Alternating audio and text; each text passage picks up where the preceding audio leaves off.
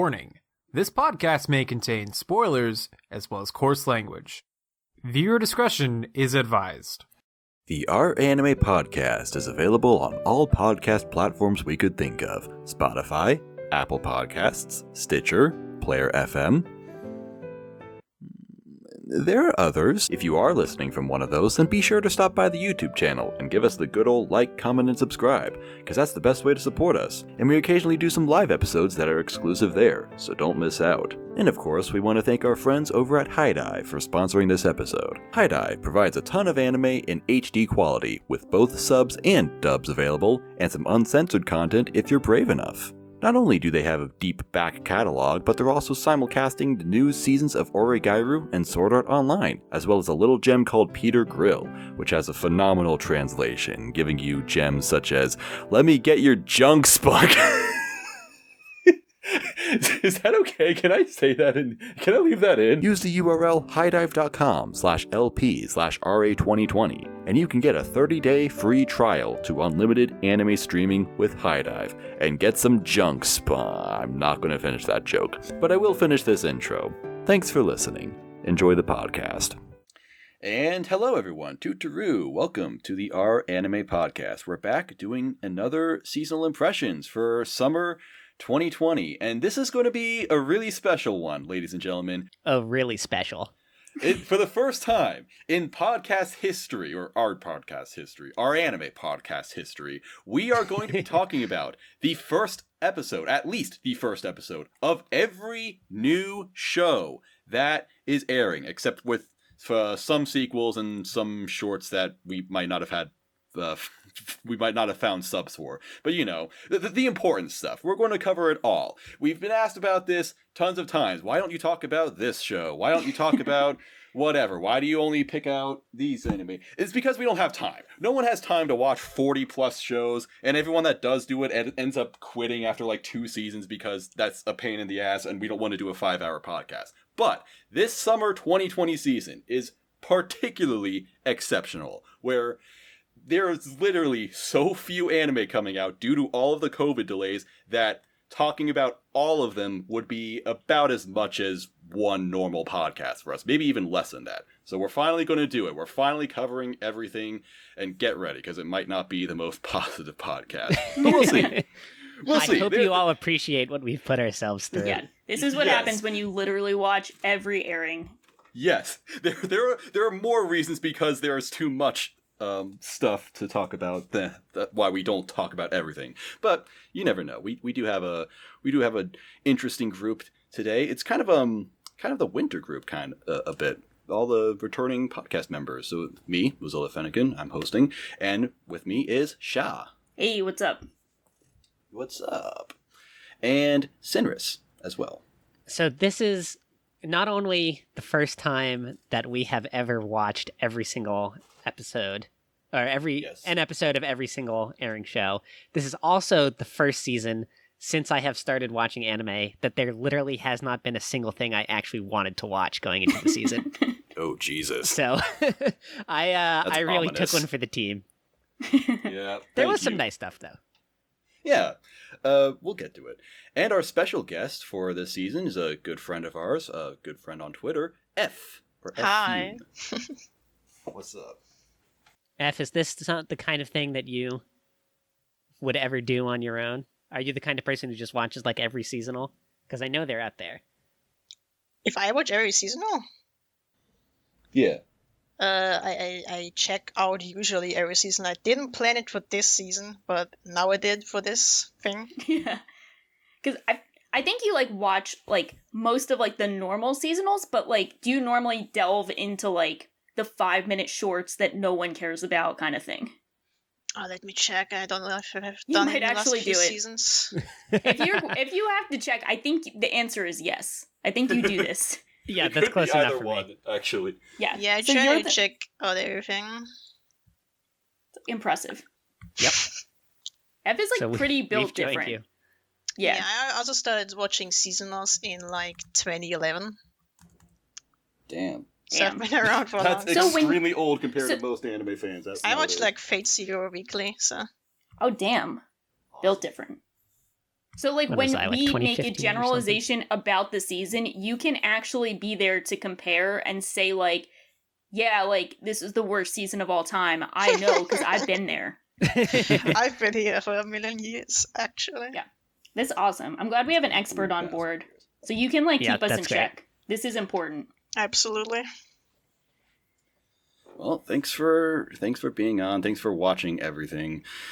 So, yeah, we're going to just go alphabetically according to all the titles on my anime list. And to show you how few anime are coming out, we're starting with D. We're starting with Deca-Dence, or Decadence. Oh, Get we're it? starting with the good shit. And we're starting with, like, the good show of the season. Yeah, like I guess so we can say it, like, all goes downhill from here.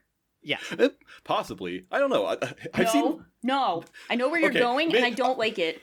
All right, this might not be me. This might not necessarily be me, and I'm not even doing the Fate Steel Taylor. Haha, I gave it a 6 out of 10. So mixed opinion stuff. But there is genuinely divisive opinions on Decadence. But is it like... Yeah, so I've seen. To start off, I'll make this very quick. It's like a pseudo 2-part intro where you start off with the first episode and you think you get it. The second episode completely changes your perspective. Oh on shit, it. really? Oh, I didn't watch the second episode. Yes, so- it does. Oh, okay, Yep. because I only watched the first episode. I didn't watch Oh, the no. second episode of a single thing. Yeah, I did a single episode except for, like, a few shows. But, like, I think I watched the first episode and really liked it. And that was enough for me to not want to die on the spot after watching, like, some random shit. But, like, I could definitely see it changing. But I feel like when we talk about these shows, because we watched everything, sorry to flex, I have to do it. I feel like there's tiers. Like, there's shows that could, like, generally be considered good on a regular season. Then there's, like, normal bad, and then there's really bad, you know? So, like, Deca-Dence is, like, a show that I could see being considered good in, like, other seasons, too. And that's, like, a different tier for me than the other shows. Well, Shou, I will definitely agree there were tiers. Yeah. Sometimes in the show. Yes. I respect it, though. I mean, like, the, like, main girl lost her arm within the first 2 minutes, and I know it's within the first 2 minutes, because I checked the timestamp. I'm like, is this actually, like, the first 2 minutes? And it was, like, almost, like, a minute and 59 seconds, and she lost her arm. I'm like, okay, this is some heavy shit. I'm down. Yeah. This is epic. This is... Did anyone else get, like, Promare vibes from this show? I was watching it late at night and kind of sleepy, and I got, like, my sleepy thoughts were like, oh, it's like opposite Made in Abyss. But, like, it Opposite doesn't Made feel in like Made Abyss. in Abyss. But I can see it being, like, kind of triggerish in that it's, like, super intense action, like, nonstop moving, like, you know, big robots fighting yucky animals. Yeah, It did I kind of thought have a the trigger character vibe to it. designs were really Promare. And also Yeah. just, like, the feel of when they activate the Decadence at the end of the first Yeah, episode and yeah, everything. that was definitely it. felt That like a was trigger sick. action scene. Yeah, definitely. My first thoughts actually went to Little Witch Academia because of the main character. Oh, I could see Yeah, that. yeah, she does look like that. I have seen her compared to Akko as well as the girl from BNA. Oh, I could see that. Like, Genki, Yes, Trigger the Girl. same archetype. Yeah, very much a trigger girl TM. Yeah, I could see that. Yo, this has a low Maou score, and that's, like, interesting. What's It's it at? incredibly low. 7.6. 7. Almost No, to the same. 7.06. Like, it's almost Yeah. a 6. Damn. That's, like, kind of... I mean, do you understand that perspective, having seen the second episode? For, like... I do, because the way it changes, it's interesting, but I'm not entirely sure if it's like I don't dislike it necessarily, but I was already invested in what was going on with the first episode, with the whole setting and the whole world. And then they reveal that the entire thing is like basically an MMO. Wait, they're in a Oh, video what? game? Basically, yeah. So, like, did her dad actually It's an die? it's an isekai. What? So, did her dad actually die? Yes? Question mark? So, like, if you I die also in the not game... sure if he died or not, now that I think about it. This isn't original, so we can't even check the source. So, like, it's just, like, they're all in a game, and, like... But, like, if you die in the game, do you die in real life? If you die in the game, then okay, so everyone is an avatar, basically. Yeah. Which means that, no, you technically don't die, but, like, that character will die in that world, Okay. basically. it's like it's such a strange thing where it's like the game world is real life for these characters, but most of the characters are being controlled by this sort of alien race. Like, do you remember like the weird kind of kitty toy things at the end? Yeah. Yeah, those are like, that's like what's actually going on. And the guy who's like removing bugs. Yes. Yeah. Yeah. That's a mind blast. Weird. Okay. That is okay. Knowing that, it is still probably the best of the season. Yeah, no, definitely. Like, still the best. It still sounds like the best thing of the season, but it is a step down, I think. Yes. It is probably the most interesting and surprising take on, like, quote-unquote virtual MMO RPG sort of thing. It has, like, the most interesting world building I've seen in a while. Yeah. Yeah. I was really intrigued with the whole explanation. I was like, oh, what does this mean? Yeah. Yeah. Especially, like, you're in an MMO and your job is cleaning up shit off the side of the building. Like, not very epic, bro. They even say that, like, the reason why it's so popular and so successful is because it's, like... It's realistic. Yeah, I guess so, where you literally do take years to grind up your character and do stuff. Oh, it's so like if you die, second. there's like actual stakes. That's what everybody loves about MMOs. Of Spending course. years grinding your character. Although, the main character might be like an actual real person. Like, no one knows where she came from. Interesting. So she's a bug, but a very unique bug. Okay. As of episode 2. All right. I'm going to say that doesn't sound great, but I still am curious enough to keep watching it and will probably still enjoy it. Yeah, like, I don't think it's, like, an amazing show. I mean, first episodes, your mileage may vary on how the rest of it turns out, but I'd say it's, like, a 6-7 kind of tier. Yeah, sure. I would say so, too. Yeah, so, like, that's more promising than, like, literally everything else I watched. So, right. For sure. That's where I'm at. Yeah.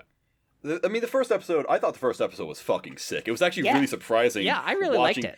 Yeah. Yeah, it was so surprising watching it and knowing that it had mixed reception, because I was just like, literally, what is to complain about this? This is fucking awesome. Yeah. And I love the main characters. Like, she's a ton of fun. She's a good super mix. expressive. Yeah, she's like a good mix of, like, Genki optimism and also, like, you know, she gets enough shit for being kind of a dumbass. Like, it's a good balance. Right. Mm-hmm. Yeah, it is kind of like, has become the new Trigger standard, I guess. Mm-hmm. But, you know, it's a good archetype. I never get sick of it. I'm personally not a fan of this archetype, but I like her. That's fair. And I guess I should be clear, this isn't actually a Trigger show. Yeah, yes. But it feels like it's imitating... a nut show. It's from Studio Nut. This is a fucking nut show. Nut. It does feel like it's trying to, like, be Trigger. Yeah. But I think, also, like, I think this archetype also works very well for, like, you know, sci-fi fantasy shows where there's, like, a completely new setting. So, like, a lot of times I appreciate the enthusiastic Genki girl when they, like, try and learn more about the world around them, and, like, when they want to try and do crazy things, like, you know, kill these giant bugs with, like, one arm. Like, I appreciate that trope and, like, character type a lot more in those settings. Yeah. Yeah. Yeah. And also, it's by the director of Mob Psycho 100. Ooh. Oh, is it? Yeah, that's one of the reasons why this was so hype. Oh, that's cool. Yeah, I remember seeing, like, going into this one, when I was reviewing everything we'd have to watch and all, and saying, like, this is the kind of show that in a normal season would be, like, right at the edge of whether I'm willing to give it a shot or not. And I probably would. But it feels, from its synopsis and everything, it feels so much like just seasonal roster filler chaff. And even before watching it, I was like, so this is probably going to be anime of the season, right? Yeah. That's where we're at. Where we're like, because I have like similar thoughts about another show we'll get to, where it's like in a normal season, this would just be kind of like middle of the road, like seasonal filler, as you put it. And now because there's like nothing airing, it's like, yep, anime of the season. Yep. All right. Well, shall we dance? continue on? Yes. All right. Okay. Shall we continue on with some really important anime? This one was a full length, wasn't it? Oh, this is it. This is This what I is was it. talking This is about. the real anime of the season. Okay. For Shaw exclusively. Only Dokyuu me. Hentai HxEros. I think it's like HxEros. they I think say it's it like HxEros. heroes. They say heroes, but I think the X is silent because one of the lines, I didn't even have to write this down in notes because this is so memorable, is This their is genius. logic at the end was like, so with heroes you have the H, but you have the eros. So they have to be like etchy because it's in the word. That's their H logic. referring to etchy. And that's like kind of the logic. That's the show. It's essentially etchy Power Rangers. I saw the title for this and I'm just like, they thought they were so clever and I'm not having any of this. But once I read the explanation, I'm like, okay, that's actually kind of funny. Yeah. Yeah, Oh, that's like what I'm down with it. Yeah. You know, it's not a good show, obviously, but This isn't like the middle tier. This is the middle tier of like, it's still bad, but like how bad within the realms of bad. right. Yeah. It was pretty fun for the most part. Like- No, go ahead. I'll wait till the end. I'm trying to put together my feelings into a sentence that actually means things. That's like the show. That's what Yeah, they're right. doing too. Like, I think it's really fucking funny that the main girl is just like literally so horny she made the alien explode. yeah, when the twist is like, okay, you assume that, okay, for people who didn't watch the show, who would miss such an excellent show? From the cover, you can tell. It's like, the whole thing is like aliens invaded and they're stealing the horniness from people. So then they just go around like mindless drones, like doing normal things and not getting horny for like idols and like, you know, their classmates and shit. So that was the funniest thing in the whole episode when the idol fans when the got, alien like drains the horny out of the idol and she just like takes her cat ears off and is like, I'm gonna get a real job. And she literally says, I'm getting a real job. Like, you're not Yeah. just being snarky. She literally says, I'm getting a real job. It was Taken so on heart funny. attack right now.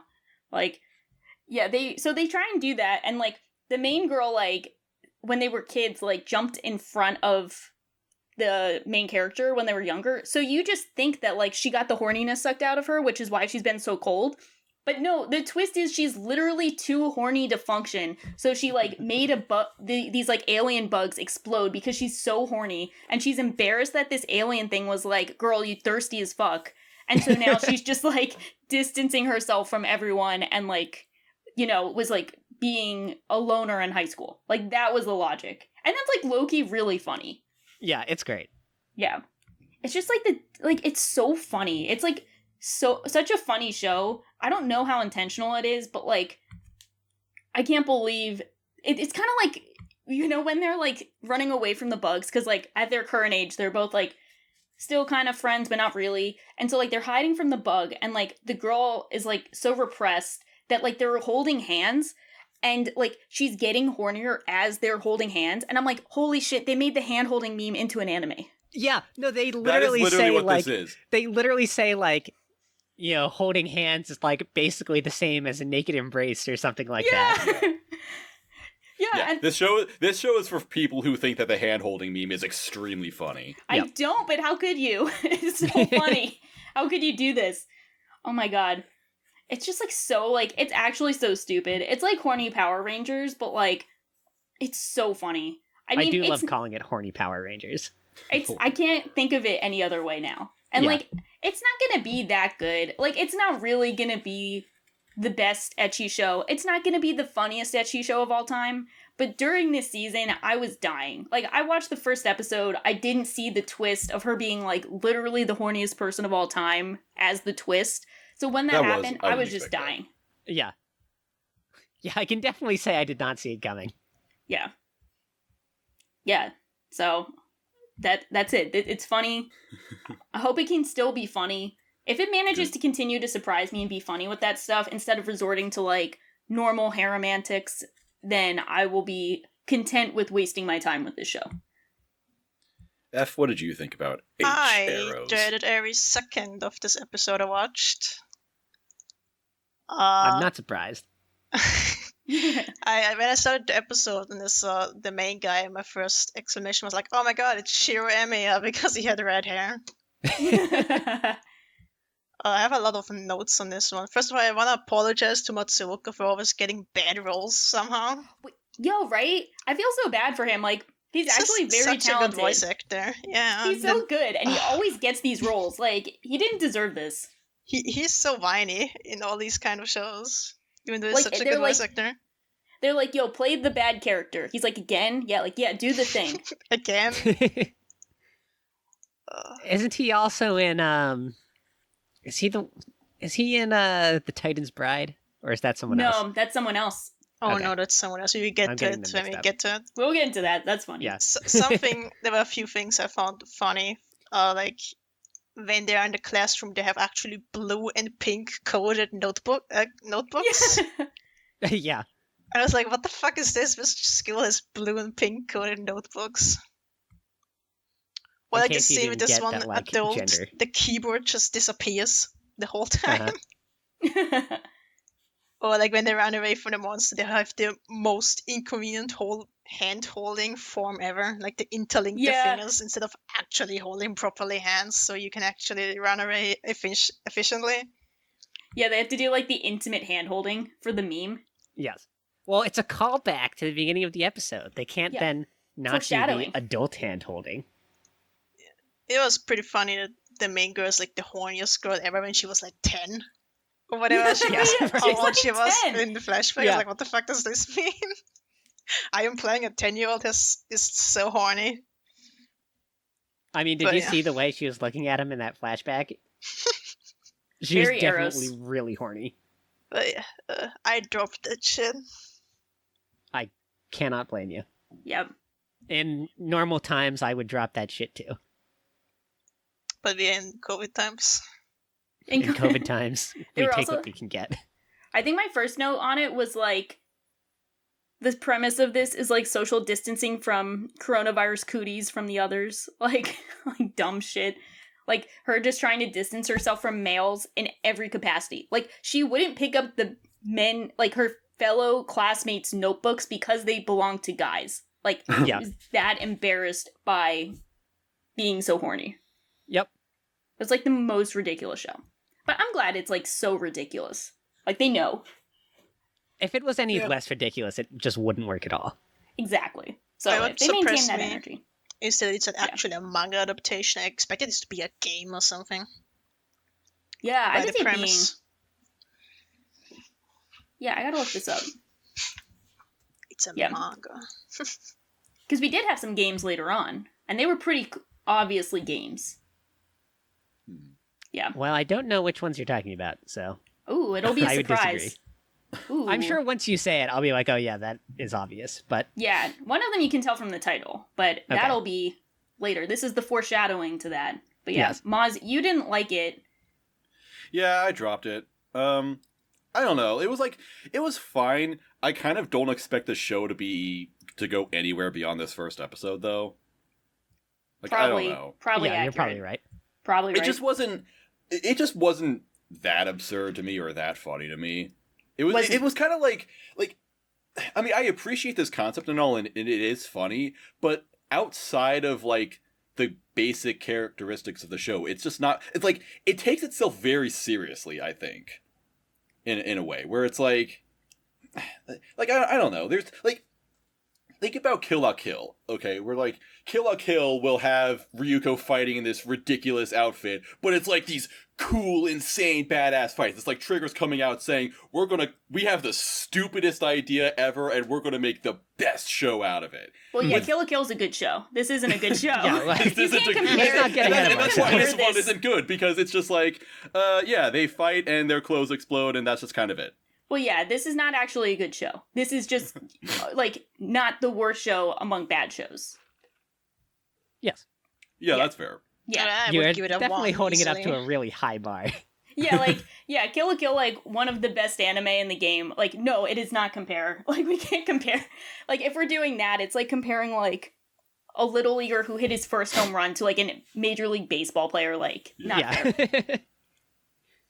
Yeah. Yeah, I guess it is. I guess looking at the shows that I dropped, this actually might be the best one that I did drop. Yeah. Because all the other ones that I dropped are like, I actually fucking hated them. There we go. So, Yeah, I'm kind of we'll in the get vibe to with those. that. Yeah. Yeah, but I think that's all there's to say on that. I'm glad Cinerus is backing me up. The Hentai heroes killing the game. Horny Power Rangers. I will say that your passion for it definitely won me over. Thank you. I'm just so, like, I think it's just, like, it has, like, the worst looking poster. Like, you look at the poster and you're like, this is gonna be the worst shit of all time. Then you start the show and you're like, okay, this is still pretty bad, but it's getting funnier. And then by the time it had the plot twist, I was just sold. I'm like, this is it. This is anime of the season. This is it. Yeah. Cool.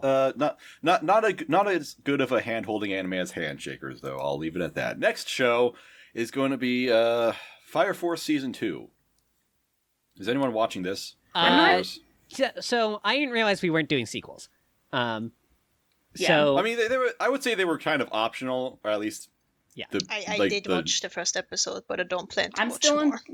I'm still on season 1, so I'm not caught up. But you guys can I'm go the ahead. only one who's seen it. I've seen episode 1. I don't remember anything about the first episode, to be completely honest. So it's kind of just like they do the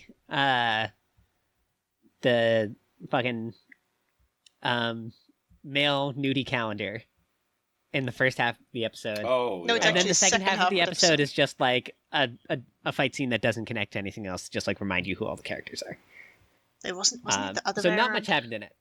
I did remember though something I had forgotten, which is that I actually kind of like Fire Force. It's really good in some ways, and just really terrible in others. Right. It's one of those things. It's kind of like ReZero, also airing this season, obviously, in that like I think the story is legit really good, even if I can't stand anybody who's in it. Except that with Fire Force, there are actually some characters I do like. Controversial opinion. They're not gonna like that one. Yep. They're not gonna like that one. I feel like Fire Force is like such an interesting case of like very interesting production values that I still don't even know if I'd consider good, but they're definitely unique and stand out. But then they do have so much random bullshit that you're like, why are you doing this? Like, Yeah, exactly. just But then why they are you doing realize this? you have to turn on the audio, and then it's horrible. And it's yeah, like, a lot of their voices are not good. And not just I'm just the excited to catch audio up. editing, like what is it The called? sound design. The sound design is atrocious.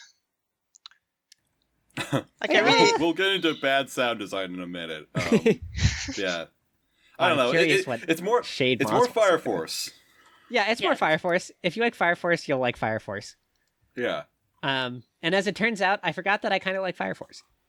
What did you give the first season?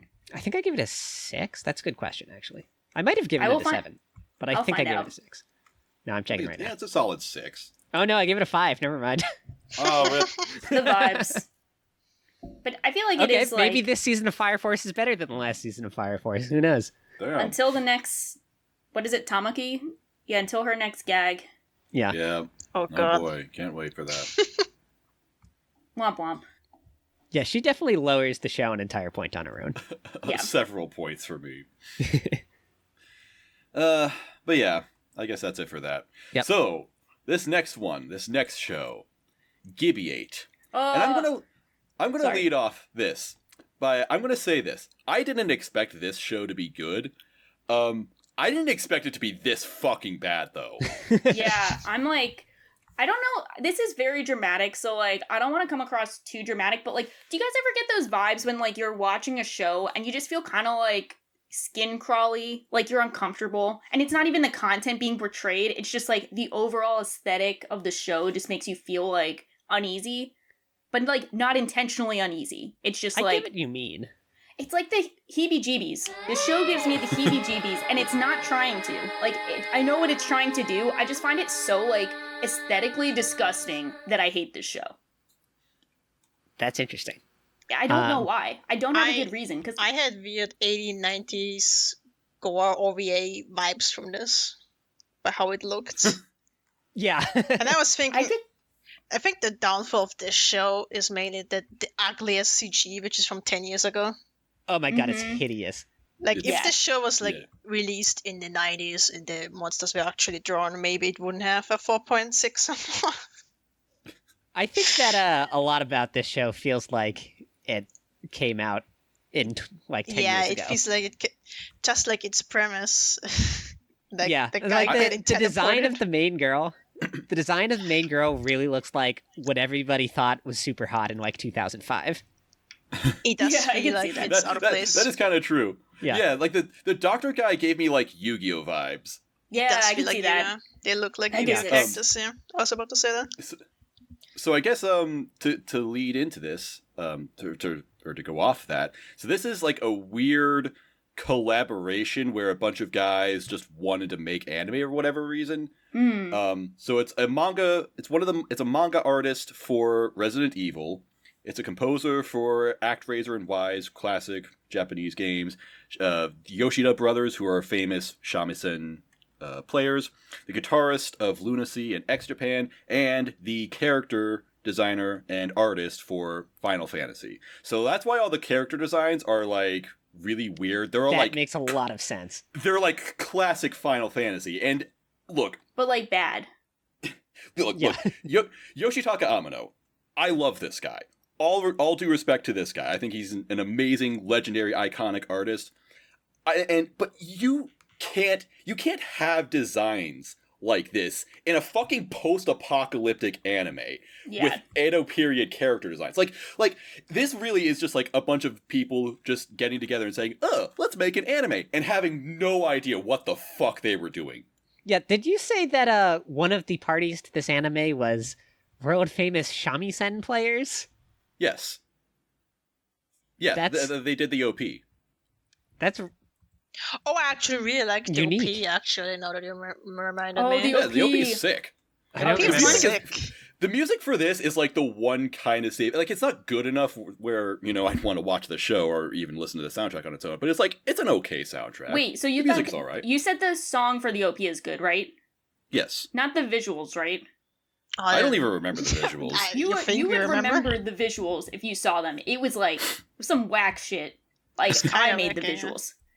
And this is like, can we talk about how this is like only Japan would think of this premise? Like, how are we gonna fight these bugs that are impenetrable by bullets? Let's get samurai to do it.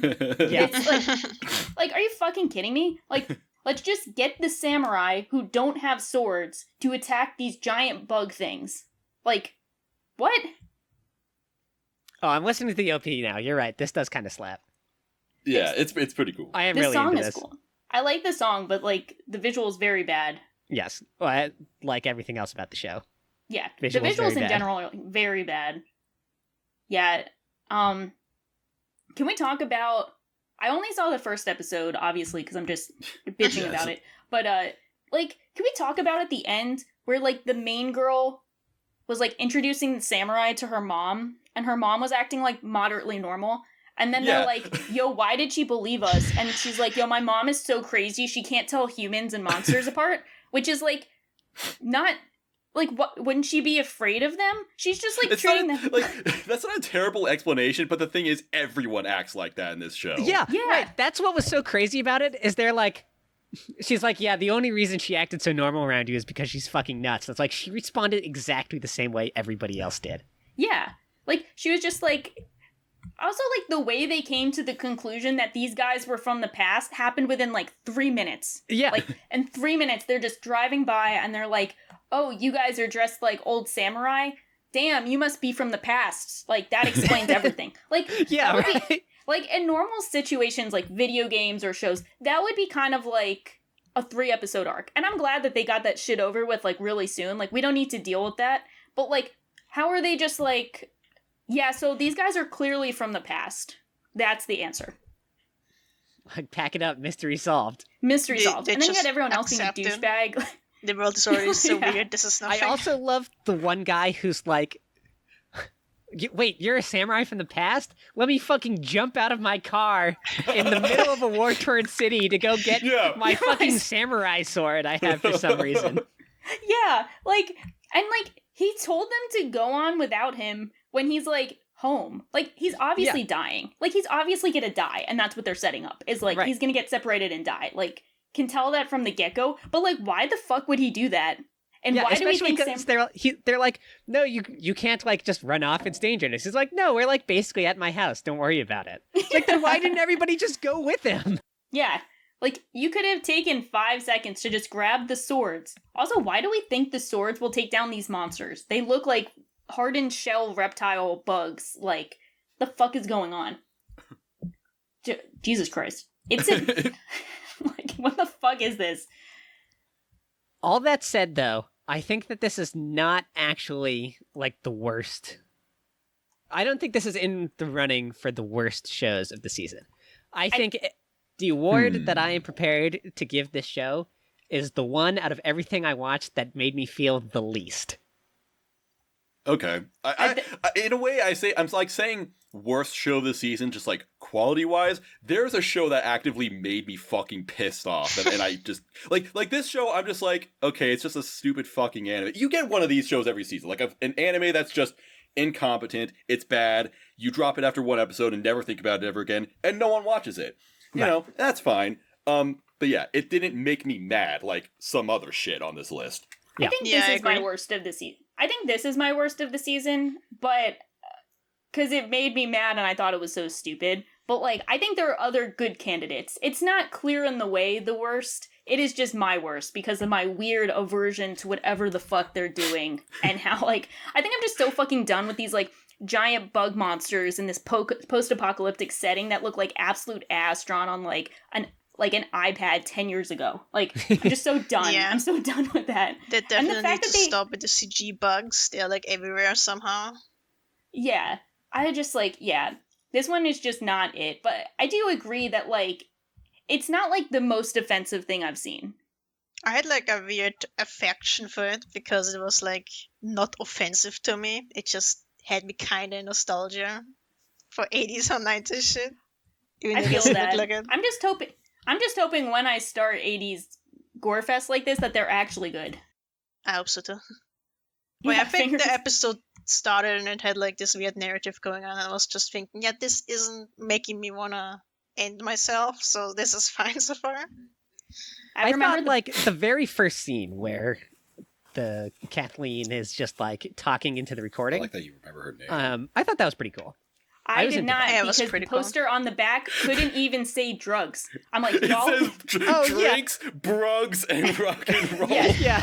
As soon as they pulled that, I was like, I fucking hate this. No sex, no drugs. They're trying to be hard as fuck, and they won't even put drugs on a poster. Like, I know that Japan has, like, weird shit with, like, drugs and censorship. I don't care. That was bullshit. This is fake hardcore shit. I hate it. That was immediately like, nope, I'm out.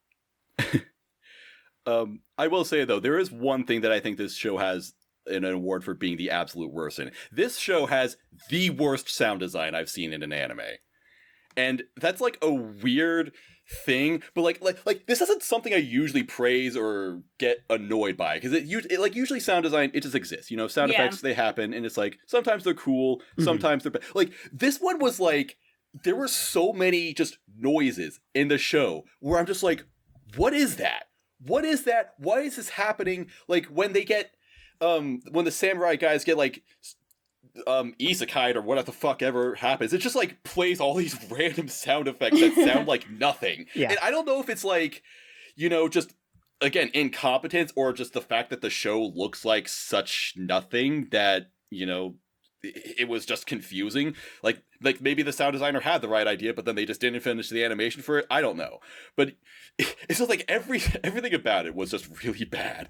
My first thought when this started was that they, like, whatever studio this is, was coming into the season and, like, couldn't finish whatever they actually wanted to do because everybody's working from home or whatever.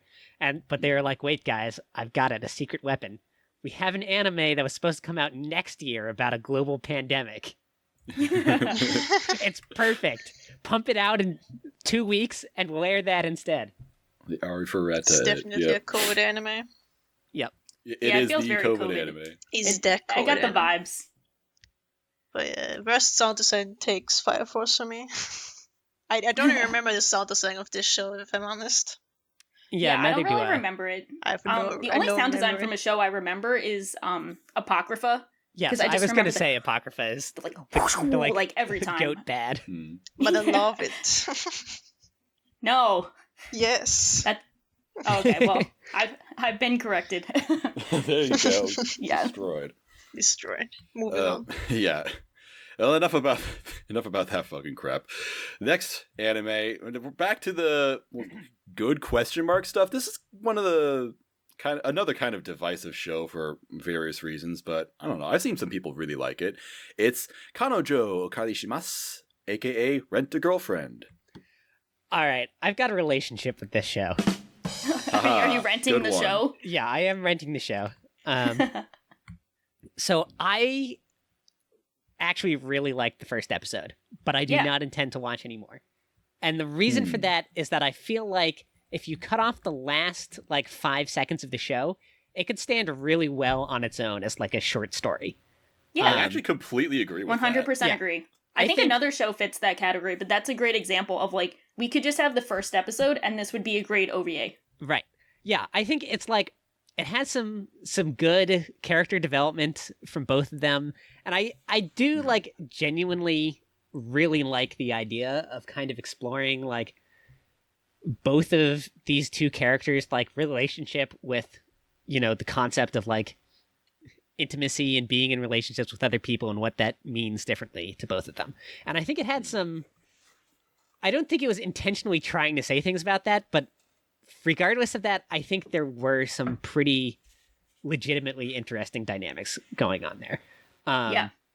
And I like how the dude is just absolutely miserable incel garbage, and then has some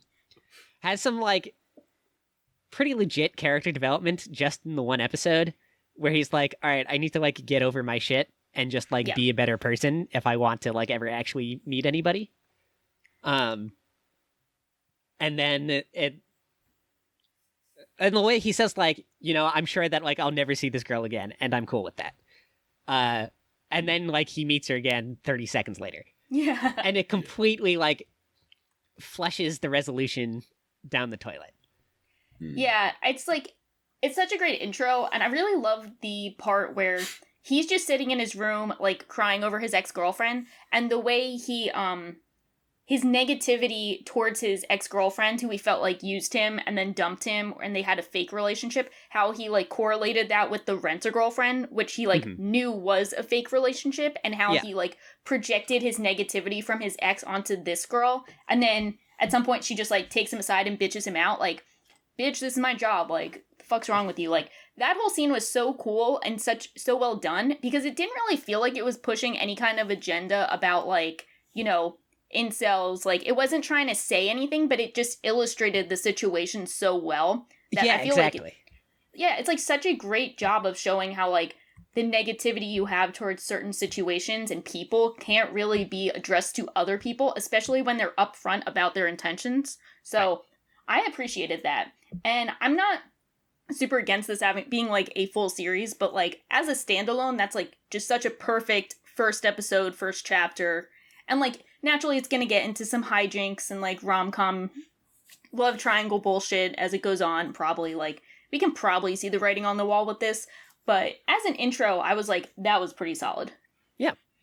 I was and because she's really fucking good at her job too. She does research to appeal to his interests and everything in order to have a good date with him and make him enjoy his time. And he's wow, this girl doesn't care about me, and she did research in order to try to trick me into thinking she does. Fuck off, dude.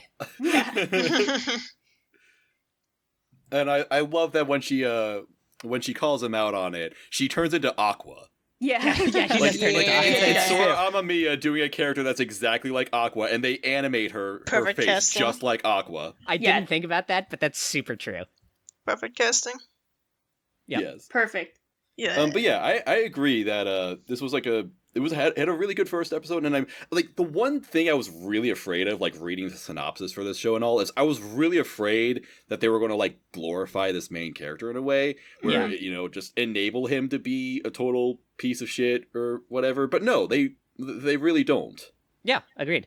They handled that a lot better than I expected them to. Yeah, he's a complete toilet. I mean, he is, yes. Yeah. This show, I think this anime has more jacking off than I've ever seen in another anime before. Yes. Oh, I was like, holy shit. There's a lot of stuff I noticed. Is there any of that in the first episode? They just show you a lot of tissues. That's true, they do, yeah. It's the implied jacking off that counts. Like, he's either crying or jacking off or both, but, like, that was definitely at the implied. same time. I think it was the second episode. It starts off with him waking up or something, and there's a picture of his ex-girlfriend, and he clearly jacked off to her. Yeah, he's thinking about his girlfriend having sex with someone else. Yeah. It's pretty raw, dude. But yeah. That's pretty fucked up. What I like about the show is just the aesthetic of it. Like, I really like how it looks like, the colors and stuff.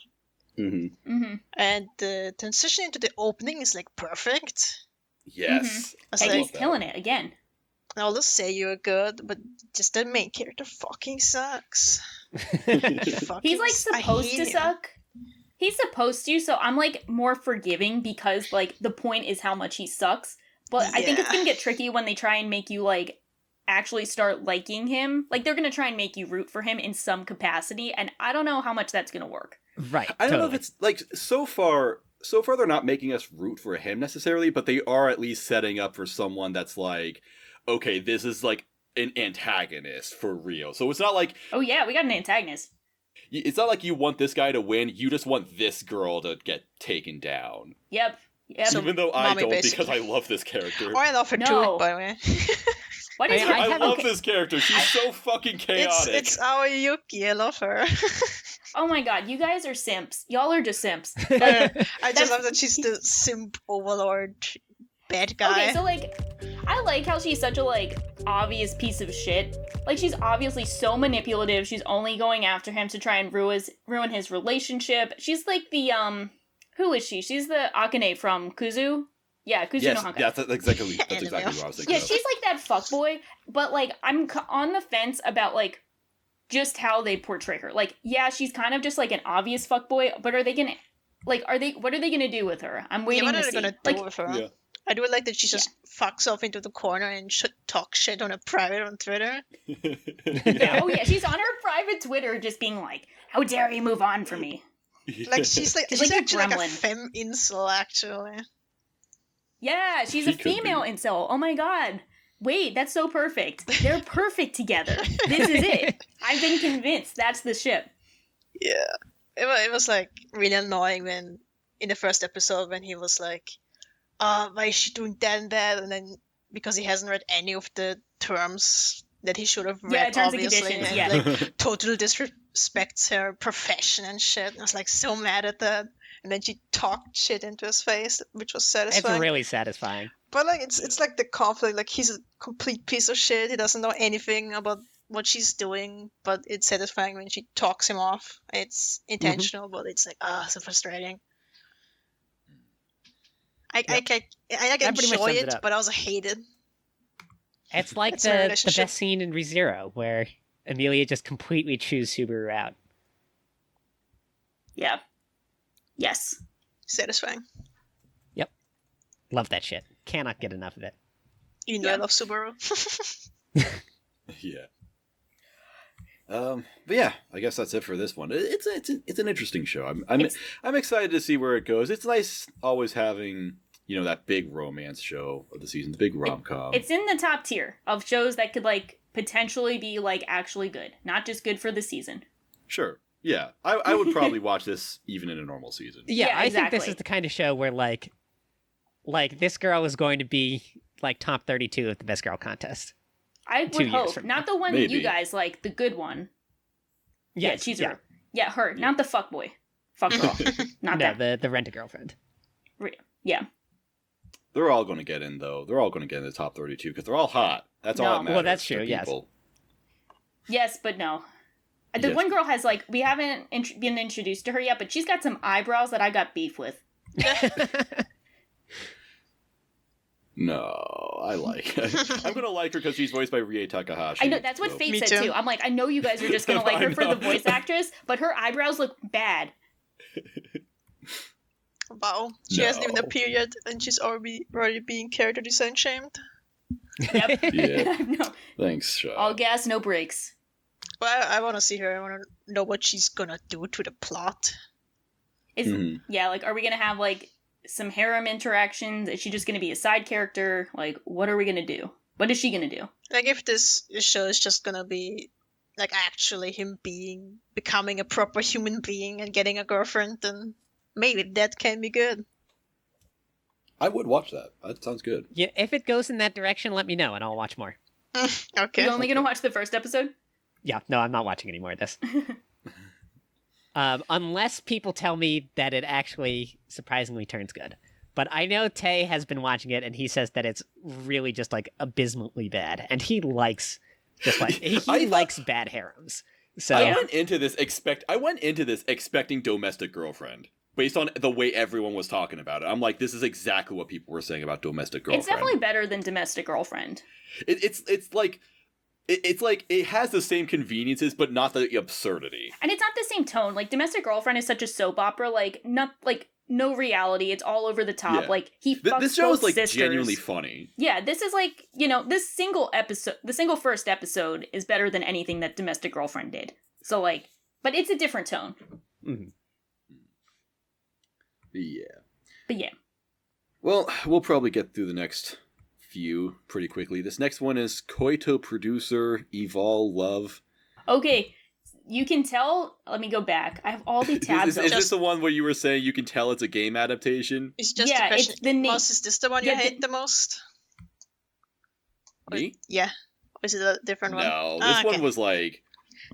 I have, like, no feelings about this show whatsoever. Yeah, it's That's why I pretty wanted to get through it quickly. So, Sinners, you can tell this is a game because the alternate title is Mr. Love Queen's Choice. So, it's actually How a Chinese... the fuck did they get to that title? I see. Yeah, so it's a Chinese, probably a Chinese otome, where it's like you play as the girl and then you get to pick the guy. That Like, makes sense. Yeah. Yeah. But this is like the most ridiculous show because it's like 5 genres in one show. Like, I know. It's Yeah. like... It's like she's a producer, so it's like she has to make her own show, but then there's Yeah. also like some government conspiracy going on, and there's also like supernatural bullshit going on, and she keeps getting saved by the same guy. And it's also workplace kind drama. of like It's a time travel. I don't, Oh, and an not idol. time travel. they have an idol. I kind of liked just how much was going on. Yeah. I Yeah. guess that's one way to do it. I just like how it had appreciate it. Sugita, and that was kind of like, oh, you guys are going for like the workplace romance alternative universe. Like, it's like Right. a fanfic. Like, that's the fanfic aspect. And I'm like, oh, okay. But yeah, it was like crazy. They were working overtime, like, to do all of this shit. So, I mean, props for doing that. I don't think it was particularly interesting because I still don't really get what the like supernatural bullshit was. Like, I don't get it. I'm not sure if they're gonna like fight with their supernatural powers. Like, I don't really get I don't get it. I looked it up on like the wiki for it. I still don't get it. So I'm like probably just gonna call it a day on this one. But I mean, I'm glad they have Sugita as a character. That makes me happy. Even though the character's face is like not good. They've just got that They're like the same. Like, they that all look the same. They all brooding, look I the couldn't same. tell. Otome guy character design. But that was like all of them. Yeah, It's like 3 exactly. characters. Yeah, it is all of them. They do all look the same. They Yeah, all 'cause, look like, the same. Like, he's supposed to be like the Christian Bale type, but then you have the doctor who's like nice, but also looks like him. And then you have the weird police officer who is like, I know is a big deal because his voice actor is a big deal. But Right. like, I also don't know what his issue is. Like, is he a good guy or bad guy? Is he in the harem? I don't know. It's a So- lot of... They look different enough that I wasn't getting them mixed up with each other, but they look similar enough that when the same guy kept showing up to save her, I couldn't tell if it was the same guy. Yeah, exactly. It's true. But then they wanted you to know he was the same guy. Yeah, I was like, this doesn't look like any of the other characters, but it looked like it could be a new character. Yeah. Yeah, this is just pretty horrible. Low tier. Yeah. I don't know. All these otome things look ugly and are just made to be made because there's a market that wants it because they don't get anything at all. Sure. It's just like so weird when they adapt these things because like the whole appeal of these games is like you pick the route and you pick the guy. So like they're picking That's all true. but none at the same time. Yeah. I do think it's interesting. It's a Chinese otome game. Wait, is it actually Chinese? But, like, it is. I did the research. Okay. And that's the only interesting thing about it is I'm like, oh, they adapted a Chinese thing. That's it. Okay. Yeah. I would put this in the same category as Ecchi Power Rangers for me. Yeah, that's in the middle Ecchi Power Rangers tier. Yeah. I think that's like such a fitting tier of like, we know what your intention is and we know what you're going for, and you know, it's not really working, but like we see you, otome game, like we see what's going on with you. Right. Wait, I'm just realizing something.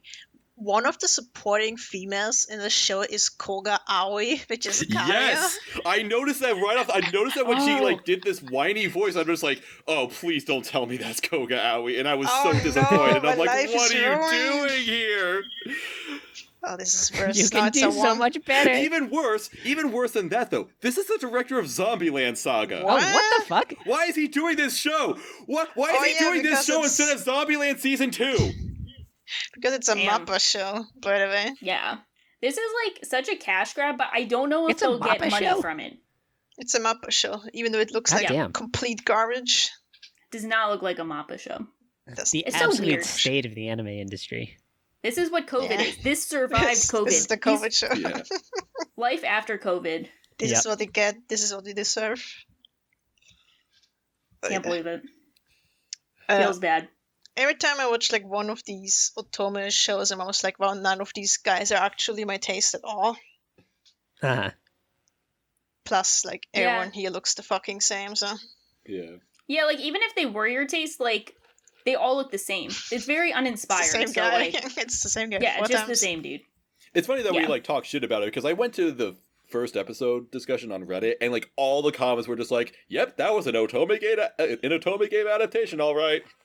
Yeah, That was sure. like it. That was It an is anime. exactly what it is. Yeah, and it was just people who've already played the game being like, "Oh, this is a good adaptation." So you know, I mean, you can tell by the poster. Good job to them. There's a bunch of guys on it. You're like, oh yeah, this is bad. yeah. Yeah, but Nobody for generally a when they single say second choice- thought this would be anything but exactly what it is. Mm-hmm. Yeah, exactly. Well, all right. So that out of the way, we've got another wonderful, fascinating, amazing anime called Kyojinzoku no Hanayome, aka The Titan's Bride. Ah, yes. I actually did research on this one and actually went and read the non-translated manga. Okay. Of this. What did you learn about it? Please share your findings. Tell us about The Titan's Bride, F. Okay, so I have to remember what happened in anime, but in anime, it starts with him playing basketball and there's like a girl and it's just him in the room and he's just chilling in his room and then he gets teleported. In the manga, though, he actually starts jacking off to the girl in his room and then gets teleported in his jack-off session. So that's changed in the adaptation. Okay. Probably because it was too straight. Yeah, probably. That's so true. Yeah. Yeah, this is It's like so one true. of these yaoi where the guy's it's like dubious consent. I've expected it to be rapey, but it's not really with this Are title. you at least. kidding me? I don't it's know how it not. could get any more rapey than it was. Well, there's also this is kind of like the what is it? I want to get hugged by the sexiest man show where it's also like rapey. This is like this is the The citrus. yaoi citrus. Yeah. It's the yaoi citrus. Yeah, it was. But it's probably worse than citrus because like it's more rapey and it's more like it's more forward in the advances, but like because of that, like no one will really take this too seriously, whereas like some people do take citrus seriously, Yeah. unfortunately. But like yeah, you can tell. You've read the mal description and it's if you're a giant and a dwarf, you might be pregnant with men. No one needs to read anything else. We all know what's going on. I did not read the mal description, so I had no idea what the fuck this show was going into it. So I was not really prepared for this. And then, I watched the whole thing, and I'm like, damn, I didn't know this was a good show. Yeah, it's like Yuki Ono is like the boys love voice actor king. Like I feel like he's always in these shows. Wait, he was in the last one, too. Yeah. He was. Yeah, like yeah, he's like actually like very good. Like everyone might know him as like Josuke in Part 4. Like he does like legitimate roles in the mainstream anime, but he also does all these boys love shows too. Oh my god, he's Lewis. He's Lewis, exactly. Like he's very talented. Awesome. Yeah, he's a great great voice actor. I hope he gets banked for this. I know that there's like some weird industry stuff where like he couldn't come out as married until recently because people are like he's almost like an idol. Is he the one that married Hanakata? Oh no. No, that's Giorno. Oh. Giorno's voice actor. It was Kensho. What a weird coincidence. I didn't know it was that. Yeah. There are like 3 owners in the industry. You're supposed to remember. These JoJo boys just getting locked down. Yeah, damn. They do. Got them coming. But yeah, this one is like, I remember the line of like, first off, I don't get male pregnancy. I feel like one of the perks of being a guy is not getting pregnant. So I don't know why like there's a fetish for like males impregnating other guys. It's lost on me. Like, it's like being in a gay relationship must be awesome because you don't have to worry about getting pregnant. So like, why are you putting this on that? But like, that's a great question, Cha. These are what I wonder when seeing these shows. But like, you know, if it's your fetish, whatever, I won't get it. But I love the one line of we're of 2 different races, so our genders don't matter. So like, that's the logic of how like, this relationship will happen. Like, because I read the thing and it wasn't really impreg as far as I could tell. It wasn't translated, so I don't know. But so I like think he probably won't even get pregnant. The main fetish in this one is just a size difference, I would have guessed. Yeah, it's like so weird. I mean, Which it's cool if you like it. What? I get a size difference king. Kink. That makes a bit more sense than male pregnancy. Kink. Like, I don't have it, by the way. Don't look at me like that. Yeah, but yeah, it's like I get respect if you're into it. I'm a pass on this one. At least it was only 6 minutes. I know the other one I watched, the Hugged by the Sexiest Man in the World. I know there's like an abbreviation for it, but it's lost on me. That was like full length episode, and one of the things that gets me with these shows too is like, the manga is essentially hentai. So, like, why are you adapting this? Right. Yeah, it's just like the point is pump sex. out these porn shorts. Doesn't matter what it is. I don't know the state of the anime industry. Yeah, this is So COVID. It's just COVID. This is what It's anime just COVID. looks That's the like. answer. This is anime. This is anime on COVID. This is what you Anime on serve. COVID. This is what you want. Okay, I'm done with this.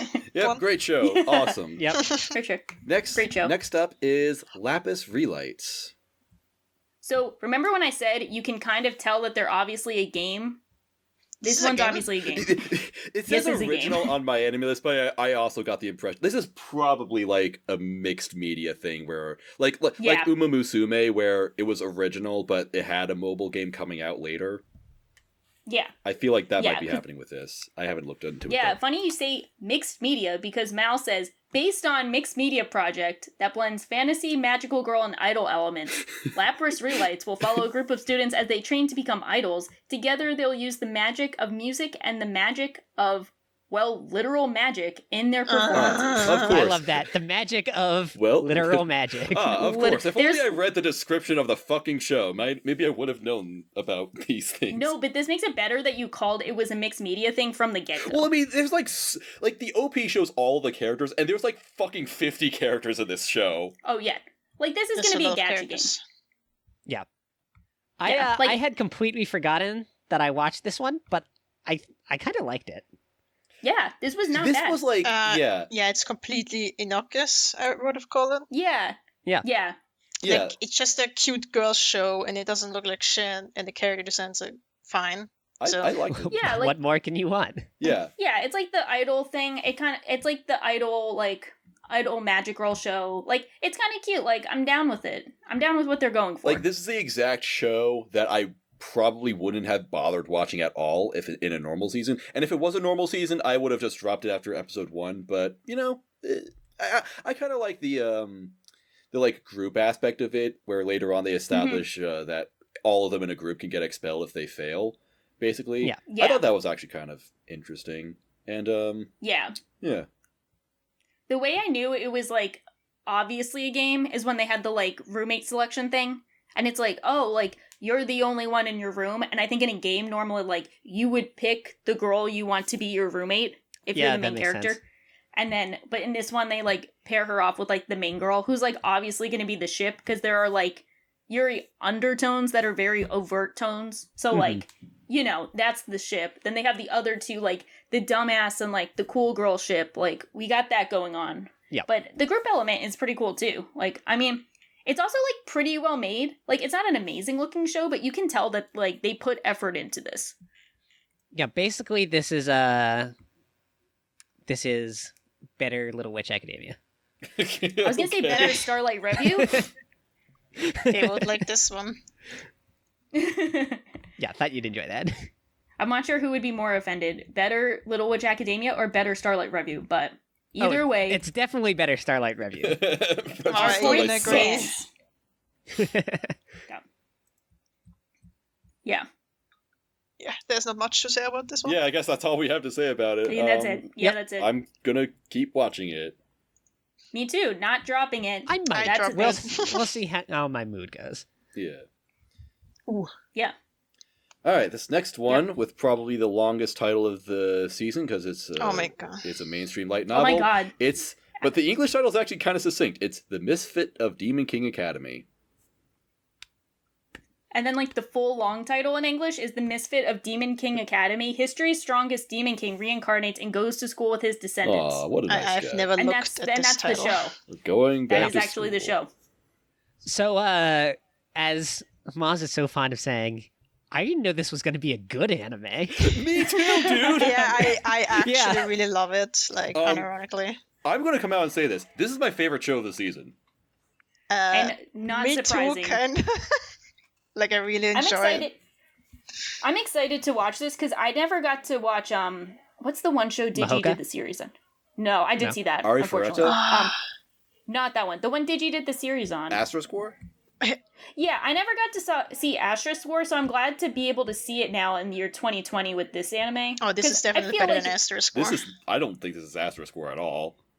Yeah, I don't think it's like okay, because this one is like not like that good to me. Like, I don't think it's like actually good. It's still in the middle tier of like it's bad, but just how bad is it going to be? Because I'm not like super impressed with like I'm not whatever. It seems like a whatever show, like a 5 out of 10 kind of thing, and it's like got some like fun aspects, and it definitely has some like unique things going on. But I'm not like super into it. Like I think you that guys makes are. sense. That's fair. I mean, like, the basic idea of the show is completely generic. Like, I looked at everything about this show, the title, the synopsis, and everything about it was like, you know, whatever, mediocre stuff. There's always a show like this coming out every season, either a Magic Academy anime or a Demon Lord anime. But just, like, it's hard to, I guess, explain why this one is better, other than just the fact that it is. Like, the display of power that this guy, like the Chad moves that this man makes in the first 2 episodes. It's got a good sense of style. Are so extreme. King. Yeah, like it's so dang. Yeah, I was dying.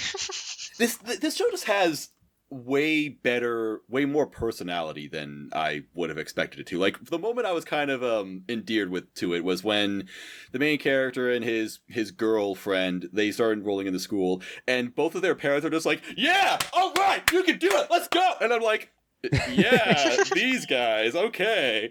And then the guy, he comes across some asshole douchebag generic guy who, and, you know, they get into a fight and, you know, he beats him up or whatever, blah, blah, blah. But then later on, they get into, like, this sort of introductory gladiatorial fight to establish whatever. I don't even remember the context of this, whatever. But the main character has to fight that douchebag. It's just part of, like, the school entrance exam. Yeah, whatever. They have to kill each other because it's a Demon King school. So the main character has to fight that same douchebag again. And then in, like, 2 seconds, he just completely fucking obliterates this guy. Like, complete dismembered, blood rain all over the place. And he then afterwards, he resurrects him and is like, oh, how'd you like that, bitch? And just keeps doing it. Just over and over again. He keeps completely fucking destroying this guy brutally and resurrecting him just to do it again and again in front of the entire school. Like, and the fact that he can do any of this, like the fact that he can just resurrect someone, should be like impossible in this world. So everyone in the entire school is like, oh my god, what the fuck is happening? And yeah, I was really great. I just when love you it see the so audience. much. They're just horrified expressions, so you know this is not common. Yeah. I think that scene was well done, but the show really won me over in two different places. Okay. And the first one of those is after all that, and he gets into the school and everything, and he goes home. Mm-hmm. And he brings the girl, whatever, with him. The girl. Yeah. And introduces them to his parents and everything, and then we find out that he is 3 months old. He's 1 month old in world. 1 month old, yes. He's 1 month old, yeah. I at first didn't get at all what that meant, but now I get it after having seen a little more. And now at that point, I was like, all right, this show is has a pretty good sense of humor. It's not taking itself 100% seriously. Yeah, I love that his parents are just over the fucking moon about everything that he is doing. Just oh my god, our 1 month old son, he is so amazing, he already brought home a girl, oh wow.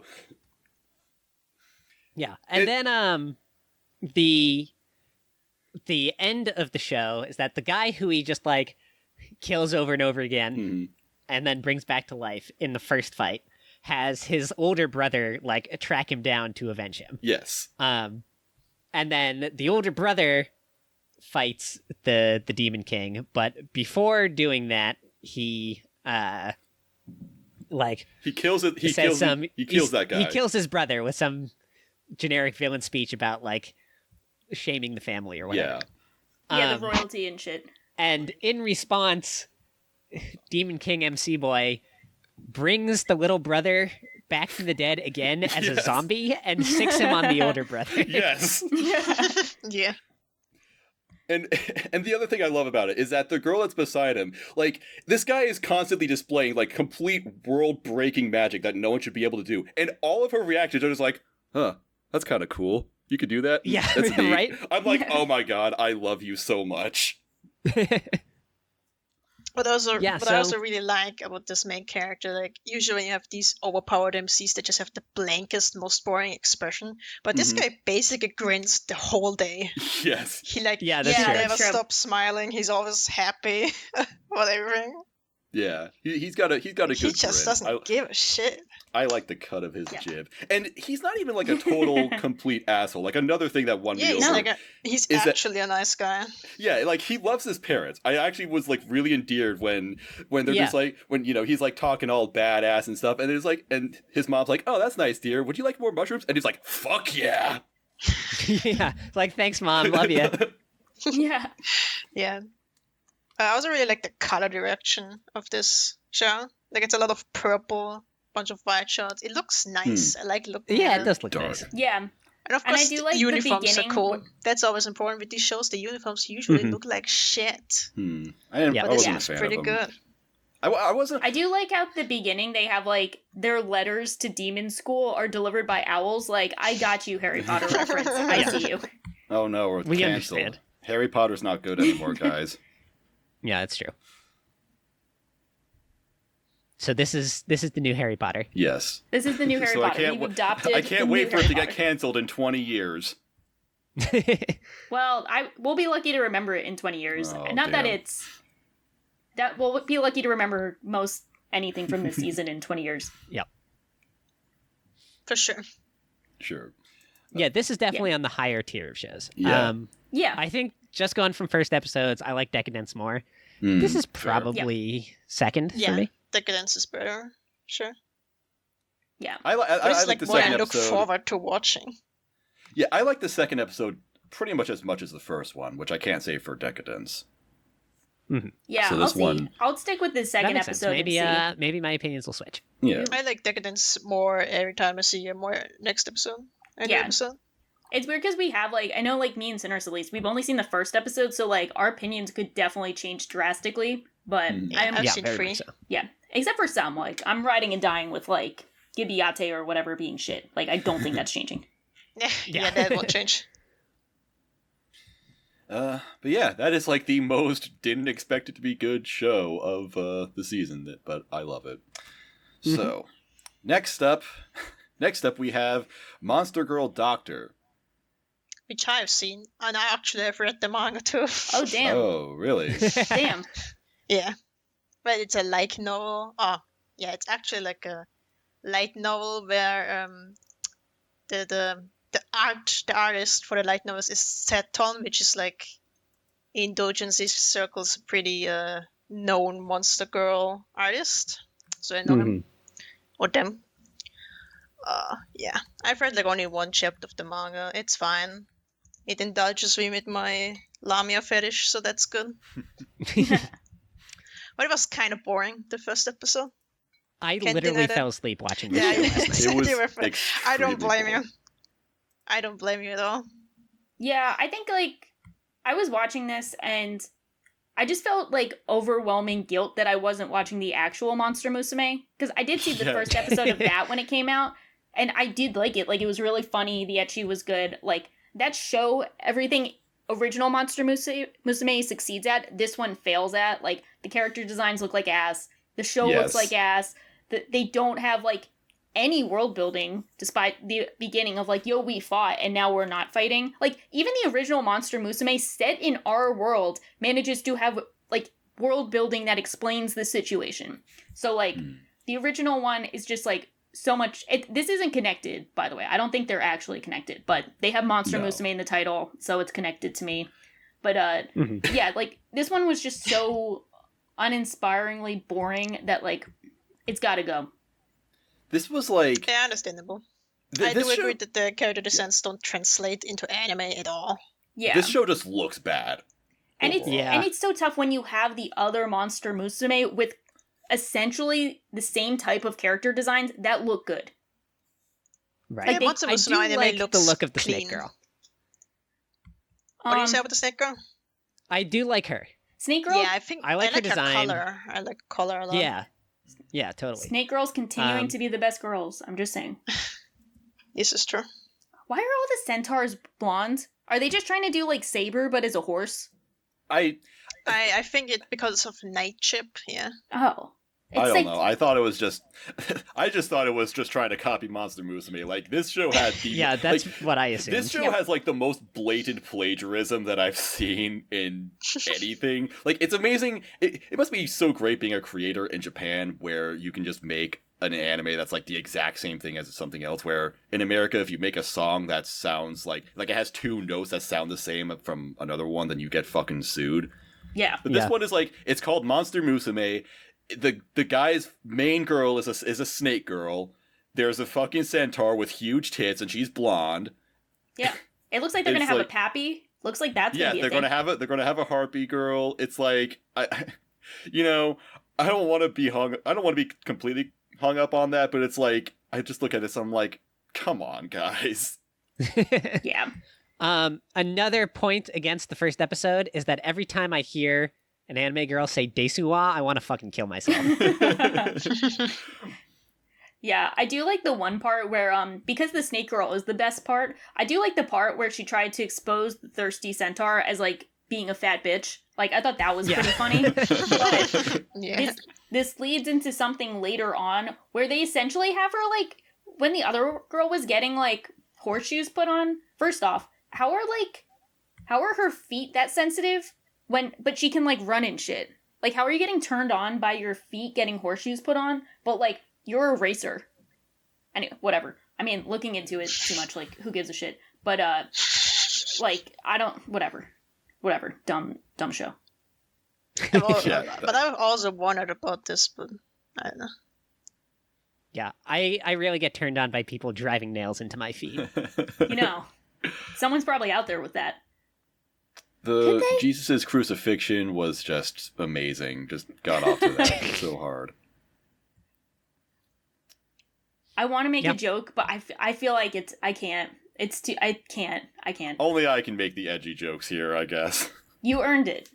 Yep. Yeah. Do we have anything else to say about this? I just absolutely not. Instead of watching this show, I'm gonna go back and rewatch the original Monster Musume. Yes. Both because I'm definitely 110% sure it's better, and also for panic. So this is the meme of Mom. Can we have Monster Musume at home? We have Monster Musume at home. Monster Musume at home. Monster Girl Doctor. Yeah, They exactly. should make a season 2 though. That's This is totally like what it is. a scandal that it doesn't have a second season yet. Yeah. Instead, we have this shit. Yeah. Only in COVID. All right, next one is another short. It's called Ninja Collection. Yeah, this shit. Beautiful.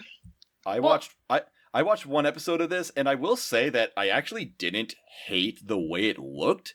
Yeah. I just felt like I actually was kind of into it. it was if it was going for like a surrealist horror kind of vibe, then I would be into it. But that's not what they were going for. It's I like don't Is think. that magical not what they were girls. going for? I honestly don't know what the fuck this was. It just looked fucking weird. It's ninja magical girls, but for boys. Like, that exact intro of, like, the kid the normal guy is in class, he's bored, he's feeling sleepy, he looks outside, he sees a mysterious person, then all of a sudden, he gets shamed in class because he wasn't paying attention, then it looks like he's drifting off, but then they got, like, weird poison shit coming in, everyone turns into a zombie, like, someone else saves him. That's just a magical girl show. Like, Yeah. happened in, like, every magical girl show at some point, but I think at this show, it's gonna be ninja magical girls, who are boys. Exciting. Yeah, so it's a magical girl show. And that's like pretty fine. Yeah, I'm down for ninja magical girl boys. yeah, Just make a real show about it next time, I guess. Yeah. yeah, definitely. I think it's like, oh, go I ahead. agree that I liked the art design.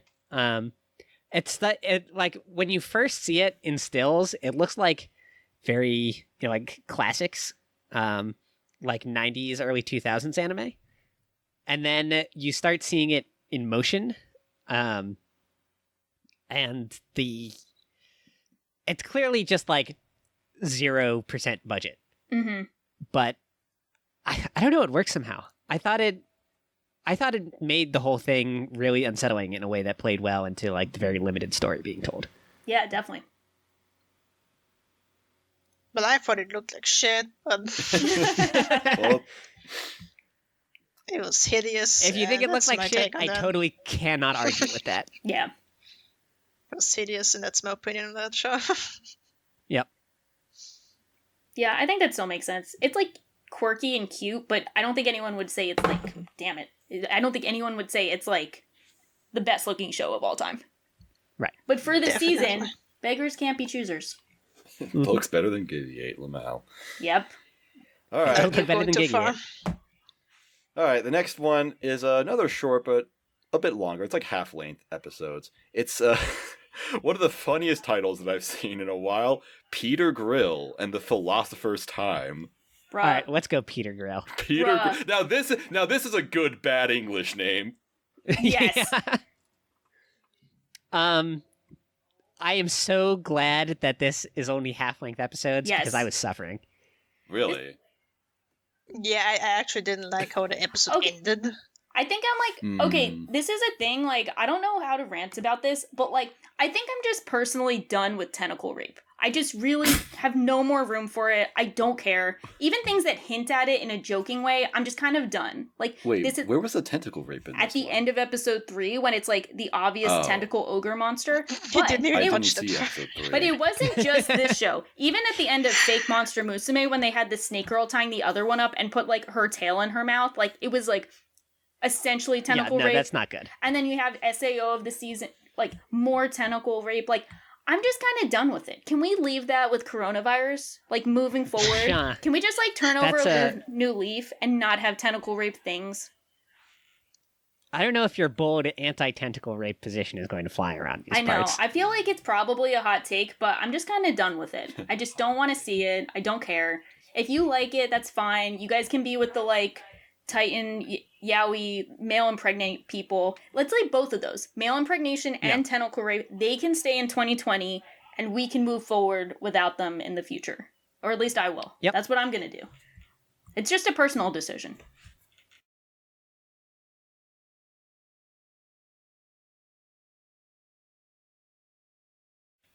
Okay.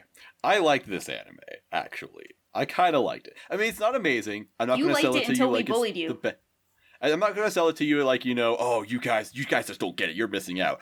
I do like the premise of it a lot where You know, he becomes the strongest man in the world, and so these ogre girls want to fuck him so they can have his child. But he's refusing to do so because he's already accounted for. He has a fiance or someone he wants to make his wife, essentially. And I thought that was actually really nice. I will say that I was also disappointed at the end where he actually fucked the girls. Like, I was really hoping the whole show would just be him. Oh, I thought that was the funny part. I thought that was the appeal. Because I think that's hysterical that he actually ends up doing it, and then he's trying to get out of these situations where he's actually fucking them. Because in every other show, they don't fuck them. So, like... That's true. That's a good point. That's the appeal to me, is him actually doing it, and he's like, damn, I fucked up. And then he's like, damn, I messed up again. And, like, we're at the dinner, and the dad doesn't approve of me, but they're kind of, like, sucking me off under the table. Like, that's the... I thought that was the joke. I thought that's what Moz was praising us for. Because then I will watch it. That's in the second episode, yeah. That is in the second episode. Really? Okay, I'll watch it. Yeah. It turns out that is pretty fucking funny. Okay, this is my show now. I have this show. But I'll move it to my watch list now. Yeah, I think it's still pretty funny. I don't think it's as funny as Hentai Power Rangers, but I think it's still pretty funny, and I appreciate it. Like, you know, it's an ecchi comedy where, like, the point is he smashes them, and then he's trying to dodge responsibility. Because the kicker too is that his fiance doesn't know what sex is. She's essentially like, the stork is how babies are made. Like, she hasn't been updated on that. She's kind of like Kaguya tier innocence. So that's, like, also funny. And that you have the, like, dichotomy of his fiance is, like, super innocent and doesn't know what sex is. But then you have all these random people trying to have his kids. Mm-hmm. This also has the best subtitles of the entire season. It does have good subtitles. It's true. I think I just can't undersell how funny it is to me that his name is Peter Grill. That is a strike of genius, yes. Yes. Yeah. I just want, like, I can't put into words just how much I fucking love that. It's so funny. It's absolutely brilliant. Yeah. Yeah, I think it's funny, and it's a short that's worth watching. It's like, it's a 12 minutes? Yeah, like 12-minute episodes? Yeah, I think it's fun. Oh my god, and when, like, the way the ogres refer to, like, wanting to smash him, where they're like, can I want your junk spunk. I've never heard that. Like, the translator had a ton of fun with this, and I really appreciate that. Oh my god. I do not begrudge him at all. Bless up. Yep. Yeah, so this is good. Yeah, I like it. Good show. All right, and next one, this is probably the biggest show of the whole season, maybe even the whole year. One of the most anticipated anime of all time. One of two. Re:Zero Season 2. I got 45 seconds into this. This is like the thing, because I know that F and Maz really like Re:Zero, and me and Sinris are on the team of, like, where we have conflicted feelings about it, because, like, we like some things and we don't like other things. But that puts us both in a weird dichotomy where, like, the people who venomously hate it, we don't understand, and the people who rabidly love it, we also don't understand. So... No, I definitely understand the people who rabidly hate it. Oh, okay, so so that explains that. I'm not one of them, but I definitely understand where they're coming from. I do understand both sides, but I don't align with both sides. Or either side, I should say. Like, I don't align with either side, so it's just a weird in-between land where I'm like, you know, the people who love it have some great points, and the people who hate it have some great points, but that's kind of how it is. But, I mean, I didn't start this season yet because I was watching Japan Sinks for some reason, so I'll let you guys take care of this one. Good question, for some reason. Yeah. Yeah, I got 45 seconds in, up to the point where the little girl is, like, squeezing Subaru's arm in the cart and saying that she won't let Emilia have him all to herself. And then I was like, nope, I fucking hate this. Okay. That does sound like some bullshit. Well, you missed the part afterwards where they all fucking die. Well, I did later go back and watch the rest of the episode. Okay. But from that point on, it was a lost cause. I was not going to enjoy it past then. I do appreciate how Re:Zero is a show where when Maz says, and then they all fucking die, like, that definitely happens. Like, most of the time she's joking, but in Re:Zero, that's, like, actual events.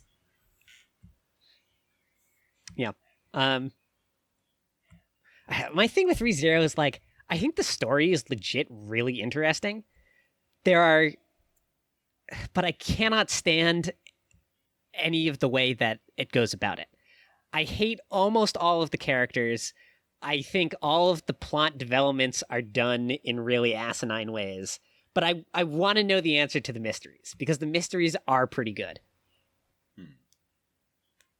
Yes, I agree. Yeah. I don't know. I don't have much to say about this new season. Yeah, I just love it. Like, I watched episode 4 today, and I cried. It was great. Awesome. That's my opinion on that. It seemed like a good episode. I've only seen the first episode so far because I fell behind. But I've been waiting for this for so long. I've been waiting for all you fucking Rem fanboys to get absolutely fucking destroyed. But the most satisfying thing of the entire season for me was Tay posting like, "Oh my god, ReZero Season 2, I'm gonna see Rem again, it's gonna be so great," and then 30 minutes later, "I fucking hate all of you people, don't talk to me ever again." I cannot believe he didn't know that Rem is not in the season. I checked to see if he was just trolling. He didn't actually know. Like, he didn't know. That's absolute bullshit. There's no way he didn't know. He dodges spoilers a lot. That's hilarious. How is he so good at that? I don't know. I'm gonna look it up actually, because I asked him. I'm like, bro, you had to know. It's been like 5 years, and where's and this is like Rem? the only joke people ever make about it. Yes. Wait, yeah. okay. I mean, actually. because people were so mad that the first like 5 minutes of this season should have been the way the first season ended, and so no one would stop talking about this. I would have. I probably would have given it. I might have given it a point higher if they ended with that, because that would be I probably would have. That's like such a ballsy way to end a series or just a season, but that you don't know would have a sequel. Like, that's some balls. If they did that, would give it a point higher. Oh, if they did that, people would have burned everything. But they already did. People burn, like, the ReZero fandom is always in the process of burning something. It's just like, what are they burning, you know? Yeah. But I checked. I think like everything is just burning now. That's true. That is quite in a literal sense. That's true. I asked Fate. I'm like, you had to know the Rem spoiler, and he's like, I knew that they forgot about her, but I didn't think that him dying wouldn't reset them. So, he kind of knew, but not really. Anyway, that was funny. Funny story about that plot point. I actually knew the spoiler like years ago, but I forgot about it. Ooh. And then when I rewatched season 1, I googled something, and then I remembered again. And I was so mad. I got so mad that I was spoiled again. I forgot. That really was sucks. kind of annoying. It was the worst internet experience. Googling is death.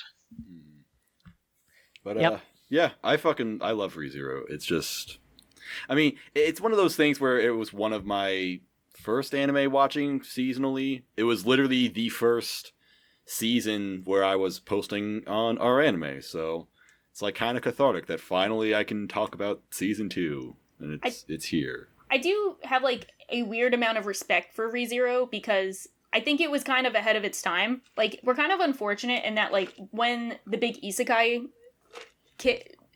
trend kicked off, we got like probably the 2 best ones back to back with like Konosuba and ReZero, and it's been like quite downhill from there. So it was so funny back then where Konosuba came out and then ReZero followed right after, literally the next season, and then everyone was like, he has the same tracksuit as Kazuma. That's kind of weird that they're so similar like that. And now you just get like the same exact show every season with isekai. Yeah, right.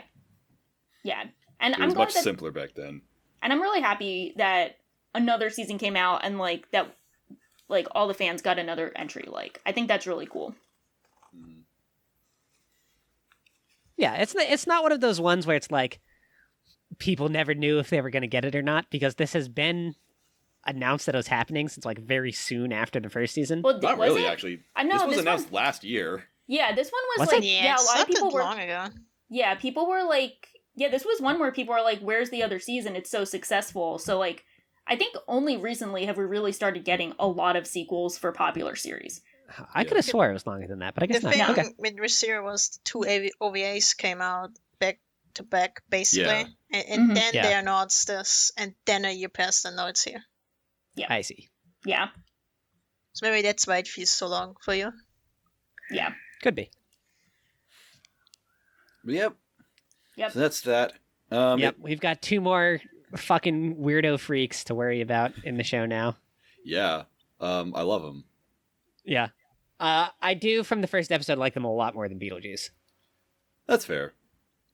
I was not a Beetlejuice fan at all. I liked Beetlejuice. Beetlejuice had some funny memes associated with him that I still have saved to my computer. It was just I thought it was a great. So yep, that's that. And is anyone watching the new Sword Art Online? I hope not. Nope, but I did see the tentacle rape, and that started my aversion to it of like the season. Where I'm like, I'm sure, like, whatever. I know people like the bullshit with SAO where like the rapiness, whatever. I don't care. I just don't want to see the tentacle rape thing again. I saw it on Twitter. I'm good now. I'm cleansed of this trope. I'm good.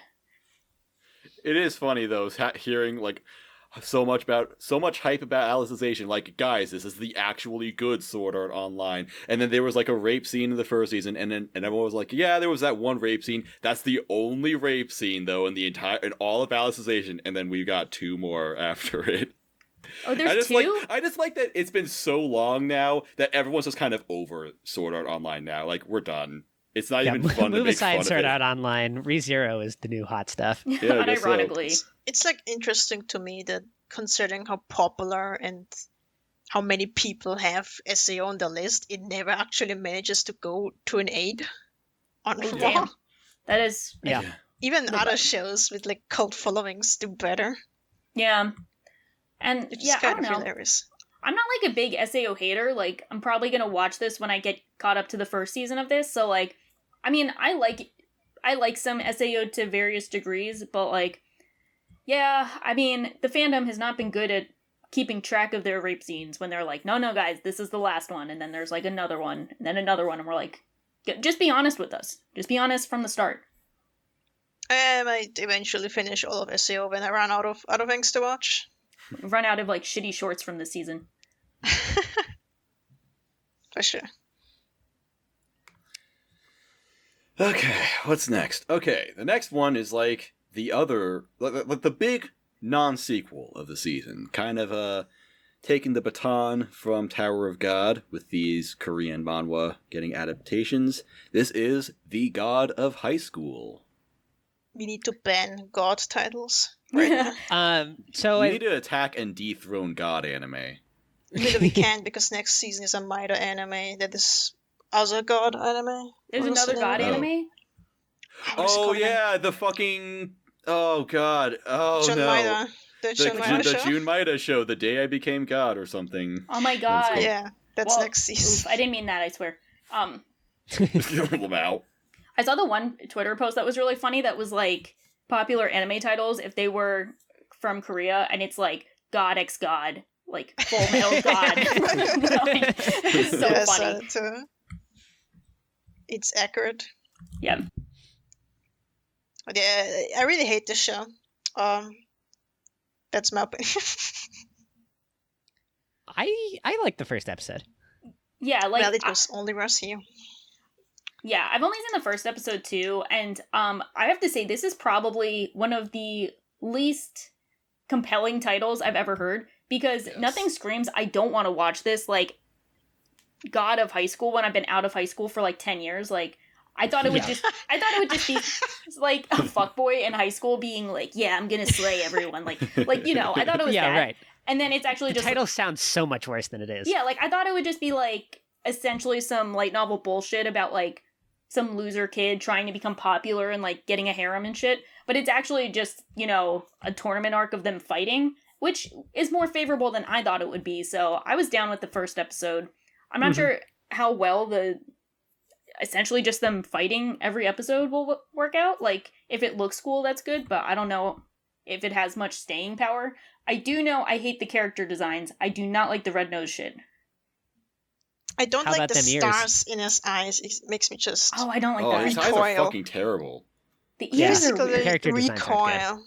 The ears are weird too. But the nose thing is, like, every pinkness... They have giant ears, like this other guy. In the second or third episode, he has like giant ears, and like, what is that?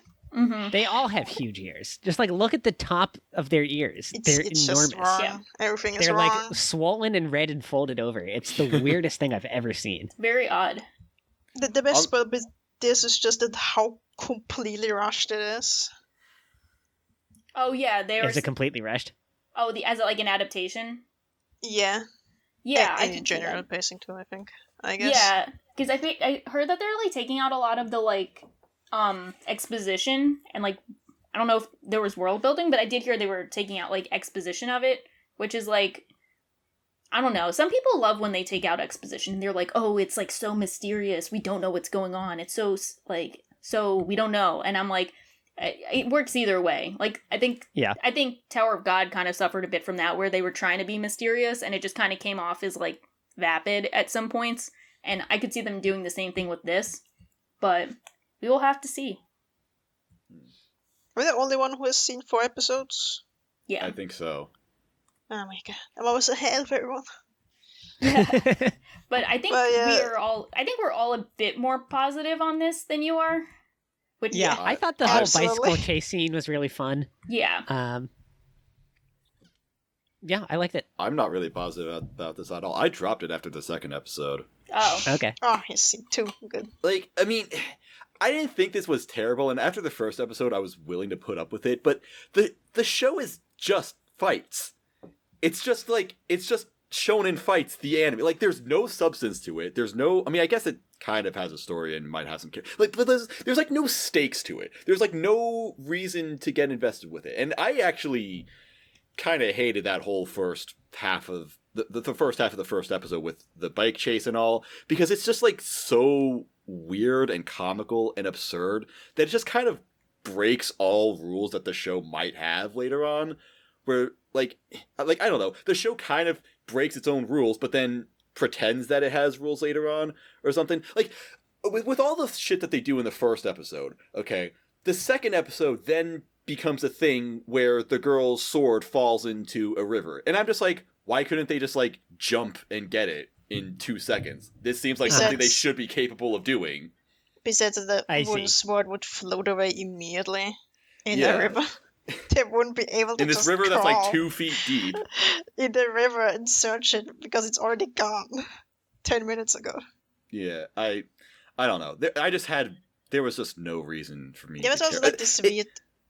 There was also this weird flashback with the girl was like, oh, she had to train all her life so she couldn't do girly things or whatever the fuck that was about. I was like, what the hell is that? But even if this, you wouldn't know the rules because they haven't explained anything.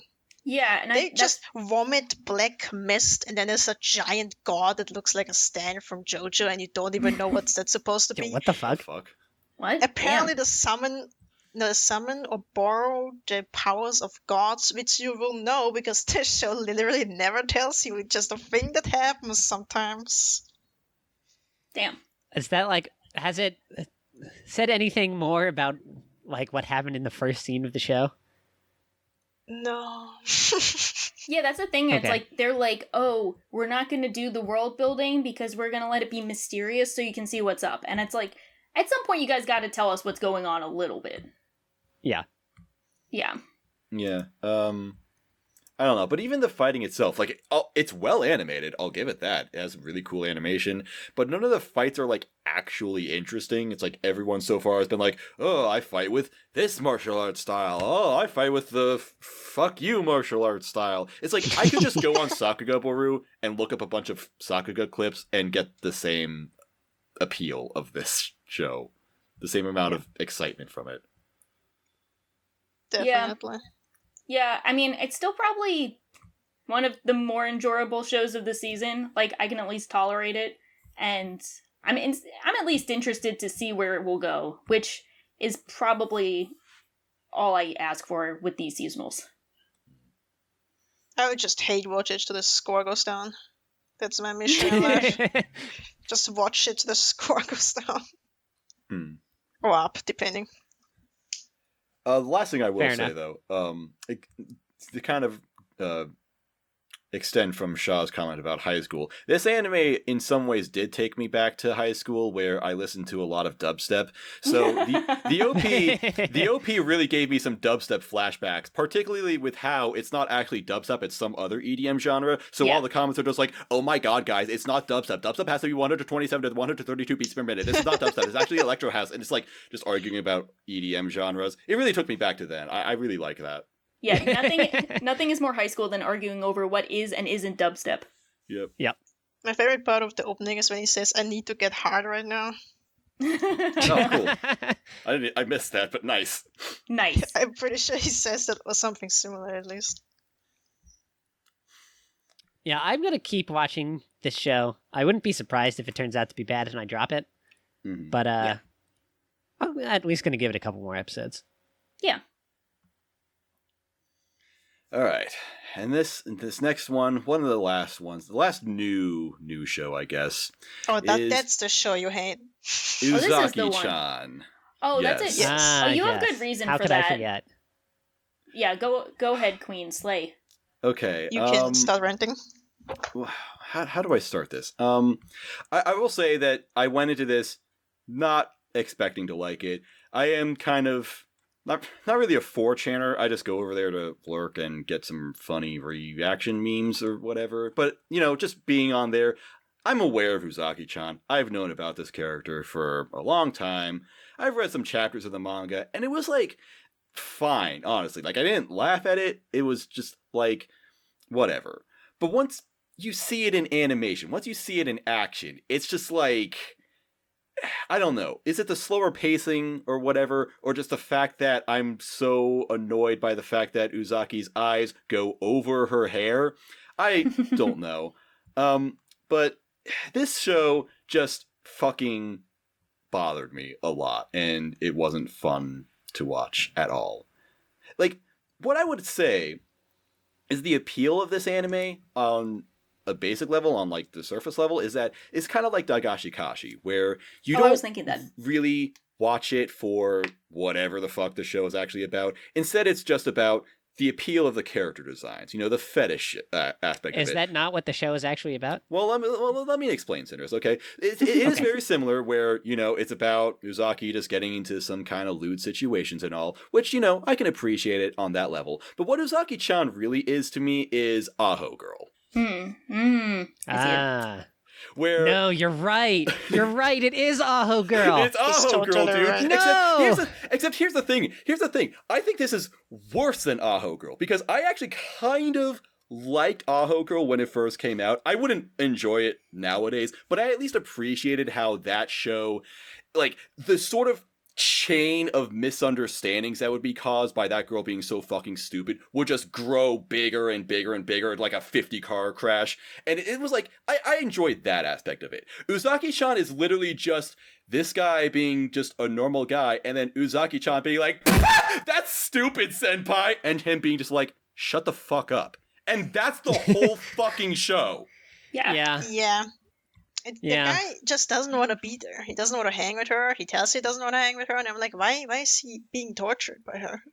Yeah, what I was gonna say is it's a bad sign for your show when the main gag is that everybody thinks the title character is annoying and should shut the fuck up. That was the one kind of thing that I enjoyed about the entire show was, them kind of doing their thing, and then everyone around them is just God, shut the fuck up. I'm yes, please, shut the fuck up, show. Yeah, I feel Uzaki is an unironic execution of the manic pixie dream trope. A lot of people kind of romanticize it as this girl pulls this guy out of depression, but this is what it actually looks like. It's she's just being an absolute asshole. He's trying to vibe, do his own thing. He's not even a neat shut-in who's not going to class. This dude is just vibing on his own. He likes going to movies by himself. That's fine. He likes eating by himself. That's fine. And she's no, you need to have fun. So I'm going to become a human parasite and leech your life force off of you. I don't even know. Maybe it's just my fat ass, projecting onto the scene. But, when she was just eating all his food, when like they're supposed to share. I was like, bro, so you fucking mad. Bro, you're like a literal parasite. Sure. Like you are not a human being. And then he orders unguarded another. Is this guy about his food? Yeah, like, and he orders another one because she ate all of them, and then he's like, bro, you ate all of the food we were supposed to share, and she makes like she's gonna go pick it up, and he had to be like, bitch, sit the fuck down. This is my food. Like, I got so mad. Like, none of that was charming or cute or quirky. Like, that was just fucking annoying. These two have no chemistry whatsoever, and the weirdest thing about it is that at the end, he's like, yeah, though, she still has her moments every now and then. I don't mind hanging out. I'm like, how do you not mind hanging out with her? You've been complaining about her the entire time! Yeah. That's like, I wouldn't call this like a Magic Pixie Dream Girl thing. It's definitely like, has some elements in common, and that is a trope that I despise with every fiber of my being. But I think really what sets it apart is that like Magic Pixie Dream Girl stuff depicts that as being like an ideal of like the boy is sad and the manic pixie dream girl just like makes him happy just by being not a person and completely subjecting herself to his whims. Whereas in this, he's totally fine and she's just fucking annoying. Oh, yes. Oh yeah, that's what I mean. Like this, like that's the ideal version of the trope, but this is what it actually looks like. This is like what people who really hated Haru from Sing Yesterday for me. This is like what they thought that character was. If that makes any sense at all. Yeah, definitely. I really wonder who likes this show now. Well, there's like some weird beef where like people were complaining about her character design because she's like small and has big tits, but like that's not even the most offensive part of her character design when she has a flesh fang. Like I hate that shit. Like flesh fangs are bad. Fangs are bad, but make them teeth. Make them weight and teeth. From what I got from the character design discussion was like mostly people complained that her head looked like a Shota boy, but the rest didn't. Yeah, I can see that. That was the conflict, and not the fact that she was tiny and had big tits. That was like another side. The entire time with his stupid discourse. Yeah. I don't keep any secrets on this podcast. I am a big fan of big anime titties. This girl is like if you took a normal sized chest on a regular anime girl, but then like put it in Photoshop and like stretched it out 5 times the size of that. That's like what this girl looks like to me. Like that one picture that everyone has posted on Twitter, or whatever. It's like that's what it looks like to me. Yeah. Yeah. I will be the outlier and say that I do actually like her design. Oh, we see. We see you. Yeah. Yeah. I like the small girl with the short hair and the big titties, you know? Short stacks are great. Yeah. Just not and I will say, like, there's a lot of hentai about this girl that draws her way better than this show or even the manga. I believe that 100%. Definitely believe that. And I can appreciate that. Yeah. Yeah, I definitely don't have an issue with like her boobs that much, especially since they have so many jokes around that. But I do think it's just like, this is like another one of those shows that happens every season that because there's normally so many shows, it gets lost in the shuffle. So now when we kind of pull back the curtains and people see the average show that comes out, I guess they had to freak out over something. And I don't think it's like worth freaking out over, especially when the actual character is such a dick. Like, freak out over her bullying this guy, not her boobs. Yeah. Right. Yeah, like her design, I wish her design was the worst thing about this show. Exactly. I really want to know who watches the show because like, what do they like? Do they like just being bullied? Because I'm pretty sure if they got a girlfriend like that, they would die. I mean, we are getting an adaptation of Nagatoro. Yeah, that's happening. I'm still not sure what the big deal is with that, but I also don't want to know. Yeah. Yeah. Nagatoro is basically Takagi-san, but if Takagi was actually a piece of shit. There's like a lot of teasing anime, but I don't know any guy who actually likes that shit in real life. I would know if you know my personality. Yeah. But I feel like this is almost Takagi-san, but she's a dick. Like, I don't find any of this, like, borderline cute or charming. Like, she's just being an asshole. Oh, yeah, speaking of the whole part with the seasons changing, where he, like, sat around and ate food alone, like, did she stalk him for, like, a year before she talked to him about it? Yeah, kind of. She was like, that was actually kind of funny. I think that was my favorite. That was kind of my favorite part of the episode where he's like, yep, I have a busy year ahead of me. And it's just him doing the same shit for 4 seasons. And she's like, so you're not doing anything and you're not hanging out with anyone. And that's like, essentially... I do like that, yeah. Like, I thought that was funny. It was just then her decision to bully him and have him pay for all her shit was not the best outcome. Yeah. Like, this idea of the, I would call it skit, was funny, but like the idea that she looked at him for an entire year and then confronted him about it was kind of funny. Yeah, that was kind of crazy. That was kind of crazy. She's weird. We don't like that. Yeah. Yeah, we do not stand this. Nope. Yeah. So, bad, not good. And the last of the new stuff is the new season of OreGairu. Yeah. That's probably like the other big one of the season. I know you said like ReZero was the biggest. I think size-wise, I think ReZero is the biggest, but this is kind of a close second. And this one was like, I think even a more surprising sequel than... Oh no, this says... Oh, that's just the score. That's weird. Yeah, no, this one was even more surprising than ReZero's second season, because I think people thought they didn't have enough material for it, but apparently we do. So... Well, the light novels are over thank now. God for that. Yeah. Yeah, so just to be transparent, I'm very apathetic towards OreGairu. I have, like, such mild takes on it. Like, I don't even care to think about my own opinion on the show. But yeah, I'm exactly the same way. This is yet another one of those shows this season where I like what the show does, but I don't like a single character in it. Yeah.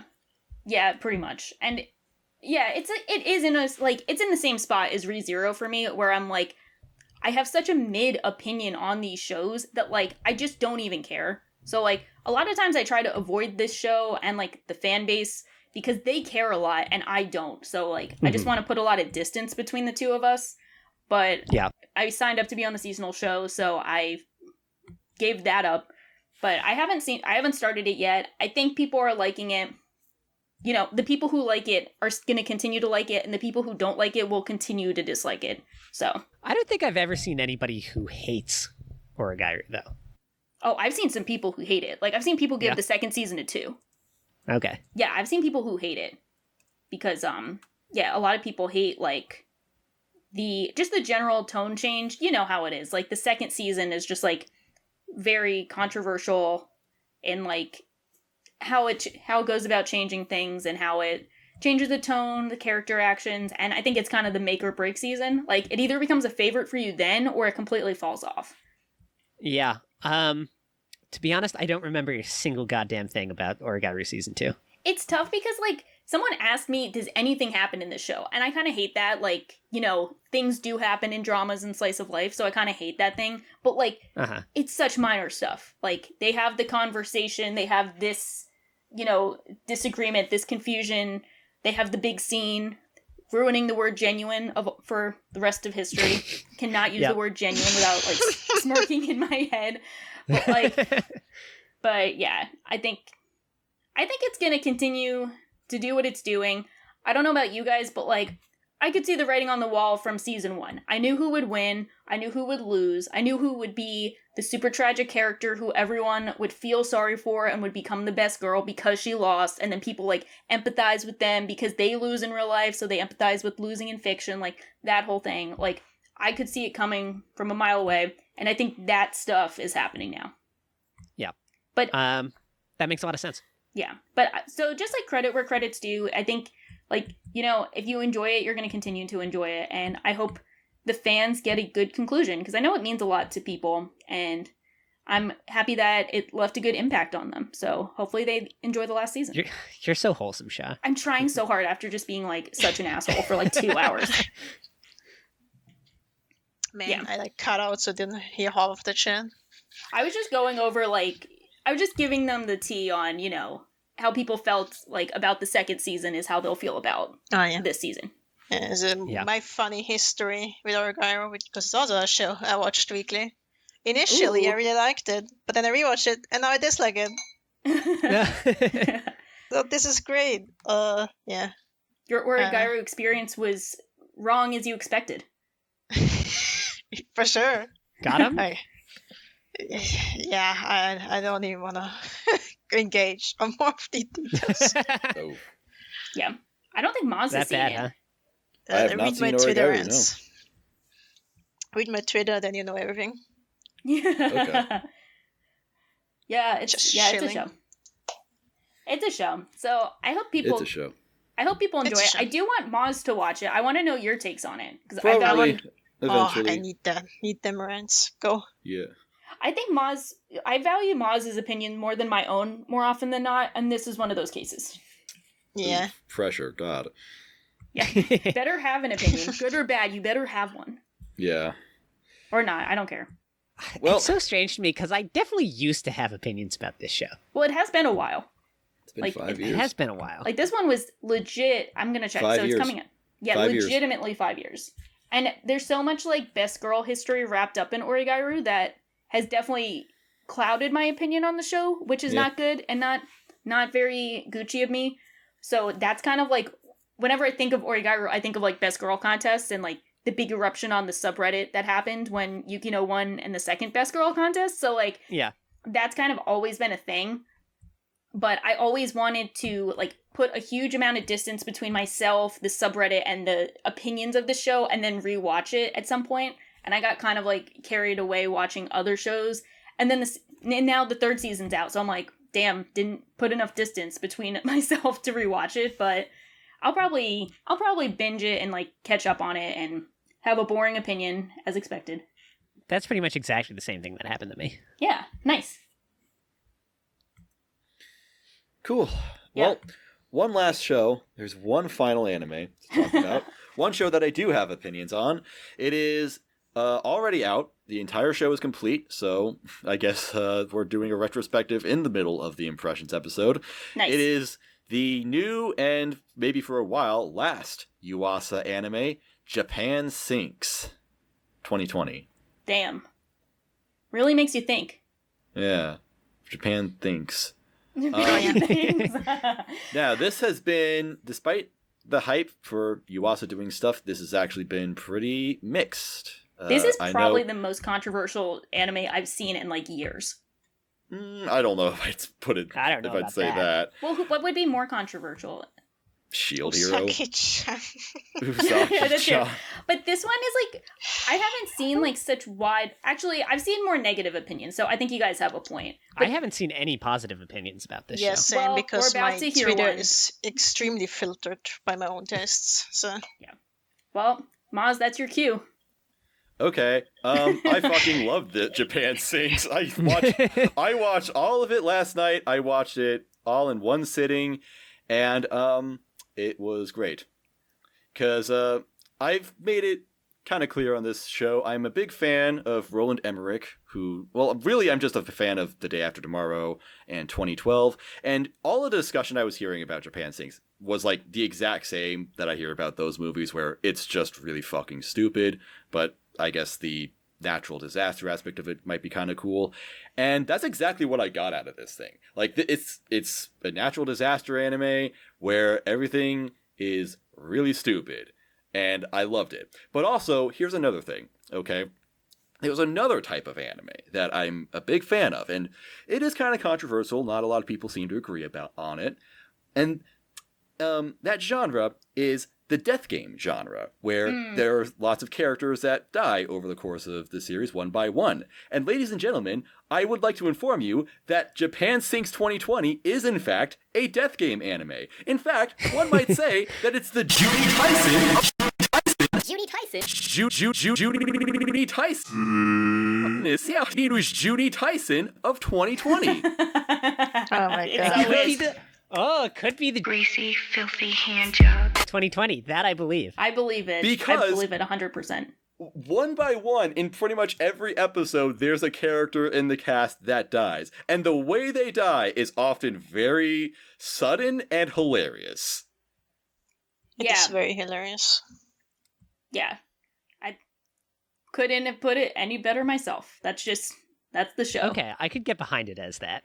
Yeah. Yeah. I thought, I mean, look, I actually almost wanted to have to go first because I know she hates it. Because it's like, I've seen criticisms for this I've seen the negative reviews for this, and it's like everything that I see in them, I'm like, yeah, I totally agree. That's also exactly why I like it. Like, the weird sort of tonal direction that this show has. Like, the first couple episodes have this, like, it should be depressing because all of Japan just gets fucking destroyed. But there's, like, this kind of uplifting electronic soundtrack. It's the same composer for Devilman Crybaby. He's back. But then, like... Love that guy. Yeah, but then there's, like, one thing that happens where, like, suddenly one of the main characters dies, and it's like, oh my god, what the fuck? And there's lots of that in this show, where it's, like, it has this really uplifting tone. Most of the time it's trying to stay positive, and then it just rips it away. And it's really... It's satisfying because none of the characters are actually good. They all fucking suck. I don't care about them at all. So watching them die is really funny. Sounds fair enough. Yeah. My emotional experience with this show, having not watched it at all, was hearing that it came out, that it was a Yuasa, and that it sucked and everyone hated it. And then learning that actually it's not really a Yuasa. He just kind of did like a managing role and didn't direct it himself, which means that I can still unapologetically suck his dick without having to make excuses for the show. That's all that matters. Yep. I think this is like another case kind of similar to Rent-a-Girlfriend, where you could almost take the first episode on its own and have it be like this, you know, tragic but uplifting story about hope. But then the rest of the show happens. Which is like, and I can't be, okay. Yeah, I can't like judge too hard because I just watched the second episode and then read the Wikipedia article. So like, you know, I'm not a good source. But in the first episode, everyone's dying because of natural disaster reasons, and I can get behind that. The second episode, as Maz puts it, like, they kind of start dying because of stupid shit. Because and that's when I noped them. Stupid.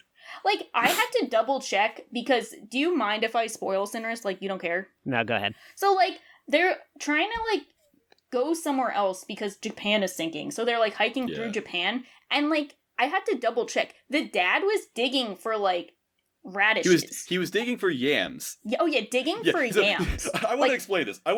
Yeah, so this guy was digging for yams. He's like, yeah, it's a yam field. And he starts digging, and he just keeps digging, and he keeps digging. He keeps digging. He digs like a hole that's like 20 feet deep. And I looked it up. Yams don't grow that fucking deep. They only grow like 12 inches or something. But he just keeps digging, they're and like he keeps carrots digging. or potatoes. Yeah. And then the his daughter is kind of looking around, and then she finds a sign that says explosives. So that's how he dies. He just his shovel hits an explosive, and then he fucking blows up. Blood rains all over them, and his hand fucking falls on one of them. It was his hand awesome. falls in front of his wife, and it has like the wedding ring on them. That is awesome. It was like the way they made that scene happen. It was like they tried to make it like this wholesome thing of like, we're gonna have a group dinner, and he's digging like a fucking, you know, grave for yams. And then he says like the fucking weirdest shit. And like they do the mysterious thing where like they were looking around, and it doesn't look like any food would grow in this area. It's like an abandoned factory. Like no one would think that food is here. So like his daughter finds like the chain fence and like sees the thing where it's like warning explosions, and then they like have him explode, and after he exploded and they're all reacting in slow-mo, they play like a monologue over it where the daughter was like saying she didn't want yams, so now it's like super emotional because her dad was trying to find food that she turned down like 10 years ago. And it's like and I was like, that's when I'm like, okay, I'm out. And as soon as I saw that, I'm like, this is why Maz likes the show. I understand. There's actually that's so more awesome. things to this episode. Because apparently when they go to that spot, they already see that there are like warnings, but they don't bother to move the plans to actually read what it says. They just go in, and then later she checks, and then he finds the bomb, and it explodes. That's also pretty gory. Like his arm flew off. Yeah, that was like his hand flew off, and it landed in front of his wife, and it was the hand that had his wedding ring. Like, bruh. Yeah. Some of the deaths in this are just like fucking epic. Like, there's one where this guy kind of saves him out at sea, but then overnight some seagulls eat him, and then they just like look out, and a fucking shark just comes up and fucking devours him, and it's like, damn. Wait, he gets eaten by seagulls? Yes. I still fucking wonder love how this that show. fucking happened, because they were all in this like tent underwater, and it was just open, and he was hanging out, and they were like, what did he do? Did he just go I outside don't know. and Like, die? they didn't explain that. He was just like that when they woke up. Did but, he drown it was himself? I don't know what happened there. Oh, I remember reading the Wikipedia article. It didn't sound that, like, it sounded like he was gonna die anyway. I don't know. I mean, you can kind of tell when characters are gonna die, but it's like the exact timing of the scenes and how they die is really fun. I think my favorite one was like when this one girl, the pickup, gets almost raped by the guy they drive with. And she starts fighting him with this really hideous animation. And then they go away, and then she just drops dead because of poisoning. Yeah. And I'm like, well, that was anticlimactic. I did hear that a YouTuber saves them, which I'm not sure. The YouTuber is the best fucking character. He's so cool. Apparently the kind that's a YouTube is actually a trans character. Oh. Really? I did not know that. Nobody knew that because in this one flashback, apparently he wears like a skirt and then he just throws it away, and that apparently is the implication that he's trans, a trans man. Oh. Was this supposed to be like I saw Logan that on Paul? Twitter. Like, was this supposed to be a Logan Paul reference or no? No, because this guy's not a douchebag. He's actually just a cool guy who can just do anything. He's actually cool, yeah. He's gotcha. He's Mr. Worldwide. He can do anything. Yeah. he's like the Deus Ex Machina for the show, where it's like whenever they need to find a solution for something, this guy just knows how to fix things. Gotcha. Is he the rapper? I know there's rapping at the end. They all... Actually, it's the whole cast that raps. Okay. That made me die in a minute. There is one guy who is like who's a DJ, who's a shut-in at first. He's like, he just like doesn't talk, and he's always listening to his music. And one of my favorite moments in the whole show was when the daughter and her mom are arguing about the dad's death and how much they care about it. And as they're just yelling at each other in this really immature, stupid argument, this guy just turns up his music all the way because he just doesn't want to deal with this shit. Yeah, when I looked it up, I saw that the shut-in died, and that's when I was like, I'm not watching the show, because he was my favorite, and I'm like, dude, I can't stomach it. Like, they're all gonna die in these, like, gory, ridiculous ways. He dies in a really late in the show, though. Yeah, he makes it pretty far. But that's why that makes it worse. Like, at least die early on, or don't, and like... it's also... Oh, yeah, go ahead. No, I was just gonna say, either die early on, but, like, I don't want to get attached. I don't need that. What were you gonna say? Yeah, I was attached myself to the shut-ins. I was attached, but, like, at the same time, like, he has... probably the most predictable death in the whole show. Oh, okay. Because he has, like, a heroic death, right? Like, he saves him. Yeah. Like, they're setting up this big moment for him, and it's like, okay, he's definitely dying. Which was also very USA imagery with the putting the baton to the next person, giving the baton to the next person. Very USA. He lost the chin. Yeah. Yeah. And some other things about the show are just kind of cool. Like, they end up joining, like, some sort of weird cult that owns a drug farm. Damn. Okay. The mom formed a cult around validating her autistic child, basically. Something like that. And all the food is like they're just eating dinner for the first time, and they're like, oh, this is really good. What's in this? And one of them just says, weed. Nice. Like, yeah. That's awesome. Fucking love it. Yeah, it's a fucking marijuana plant, and it's awesome. It's like one of the things in the show that's like actually genuinely fascinating, even if they don't necessarily like it. It doesn't make any sense why it exists or what it really is or whatever. But it's like, oh, that was actually kind of cool, unironically. But yeah. Anyway, nice. That's Japan Sinks. It's a great anime. I fucking loved it. I might watch it to the end because it's only 10 episodes, but it sounds like one of those shows that, like, you're probably gonna love or hate it, but it's worth checking out either way just to see where you land. I just think the first episode is, like, very good.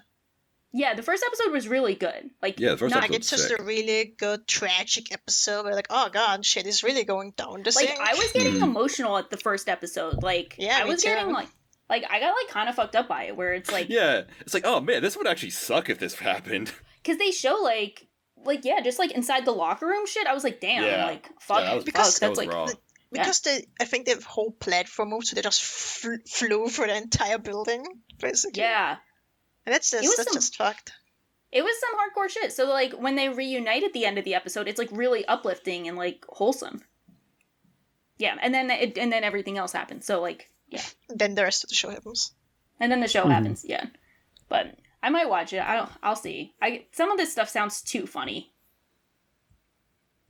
All right. There is one more show I want to briefly plug if we're done with this. And that's Ani ni Sukeru Kuseru Wanai. It's on the 4th season now. It is like a 6-minute comedy short. It's really good. I've been watching it since the 1st season. Yeah, me too. Big fan. I like it too. Definitely recommend it. Huh. Just check I it really out. like that show too. It's pretty simple, but it's like really consistently funny. Nice. Okay. And Yeah, I if recommend it too. people are looking for something that needs to get done, you need anime, and there are very few good ones. That's one of the good ones this season. Check it out. Nice. I'll check it out. As well as the first 3 seasons that I haven't seen. Yes, me Yes. too. Maybe be done in an hour because it's so short. Yeah. Yeah, Yeah. right. It's super short. Cool. That's So I think that's it. That's it, That's the entire season. That is literally everything that we needed to talk about. That was worth talking about. Yeah. What a season. Excuse me, Maz. Why didn't you guys talk about No Guns Life Season 2? Because No Guns Life fucking sucks. That explains it. No. Okay. We're gonna have someone who's like, but I like No Guns Life, and it's like, Well- I do actually like No Guns. Do- we shit. have that one already. Oh, maybe we should have talked about No Guns Life shit. No, it's F, would you like to tell us something about No Guns Life Season 2? It's just the same. That's all I have Okay. to say about it. I only watched 1 episode, but I enjoy it. I like listening to Chunichi's voice because he's my favorite Meiseiyuu. Ooh. It has these weird 3D CG environments where I'm not really sure if I'm intrigued by them or grossed out, but I think it's cool to try something. Mm-hmm. But yeah, I enjoy it. It's like my weekly popcorn show to me. Okay. Nice. Nice. That's fair. So, yeah, this might be a lot different in the retrospective because not only is there, like, no shows that were continuing, but also there's a lot of stuff from last season that got delayed into this season that's continuing. So we'll see what happens. We might do the same thing as that we did last season for the retrospective, where we talk about stuff that we watched that's not seasonal, that's not airing, and just bring that on because we have time to catch up on our backlogs. Yeah. Yeah. So, This We'll was figure kind of something cool, out. though. I It'll really be cool. like how we all were, like, on the same page for the first episode for every show. It was kind of Yeah. fun. Yeah. it was fun, and it wasn't that bad, all things considered. Yeah. It There were wasn't some that bad anime there, but there There were were some also some bad like ones. pretty decent ones. Yeah, there were some surprises. Yeah. And that's all that matters. So we'll see you when this shit is over with, and yeah, that's it. Thank you. Stay safe, to everyone. everyone. Don't get Thank you, dumb. Shah, Sinris, F for joining. Thank you, very Maz, much for for hosting. letting Thanks me for join. having And us. for telling us this was a thing that we should do. Thank you for leading us down your path of destruction while we watched all these shitty shows. Yeah, Yes. I hope you enjoyed. A day in the life of definitely. Maz. Yep. Yeah. So, and of course, follow us on Twitter at Tokyo Podfathers. Follow all of our Twitters. Links will be in the description, Discord, and HIDIVE.com/LP/RA2020 for 30 days free of HIDIVE, where you can watch OreGairu and Peter Grill. Who doesn't want to Peter watch Grill. Peter Grill? Peter Grill, more like Peter Goat. Peter Goat. Hell yeah. And that's it, ladies and gentlemen. Toot-tooroo, mofos.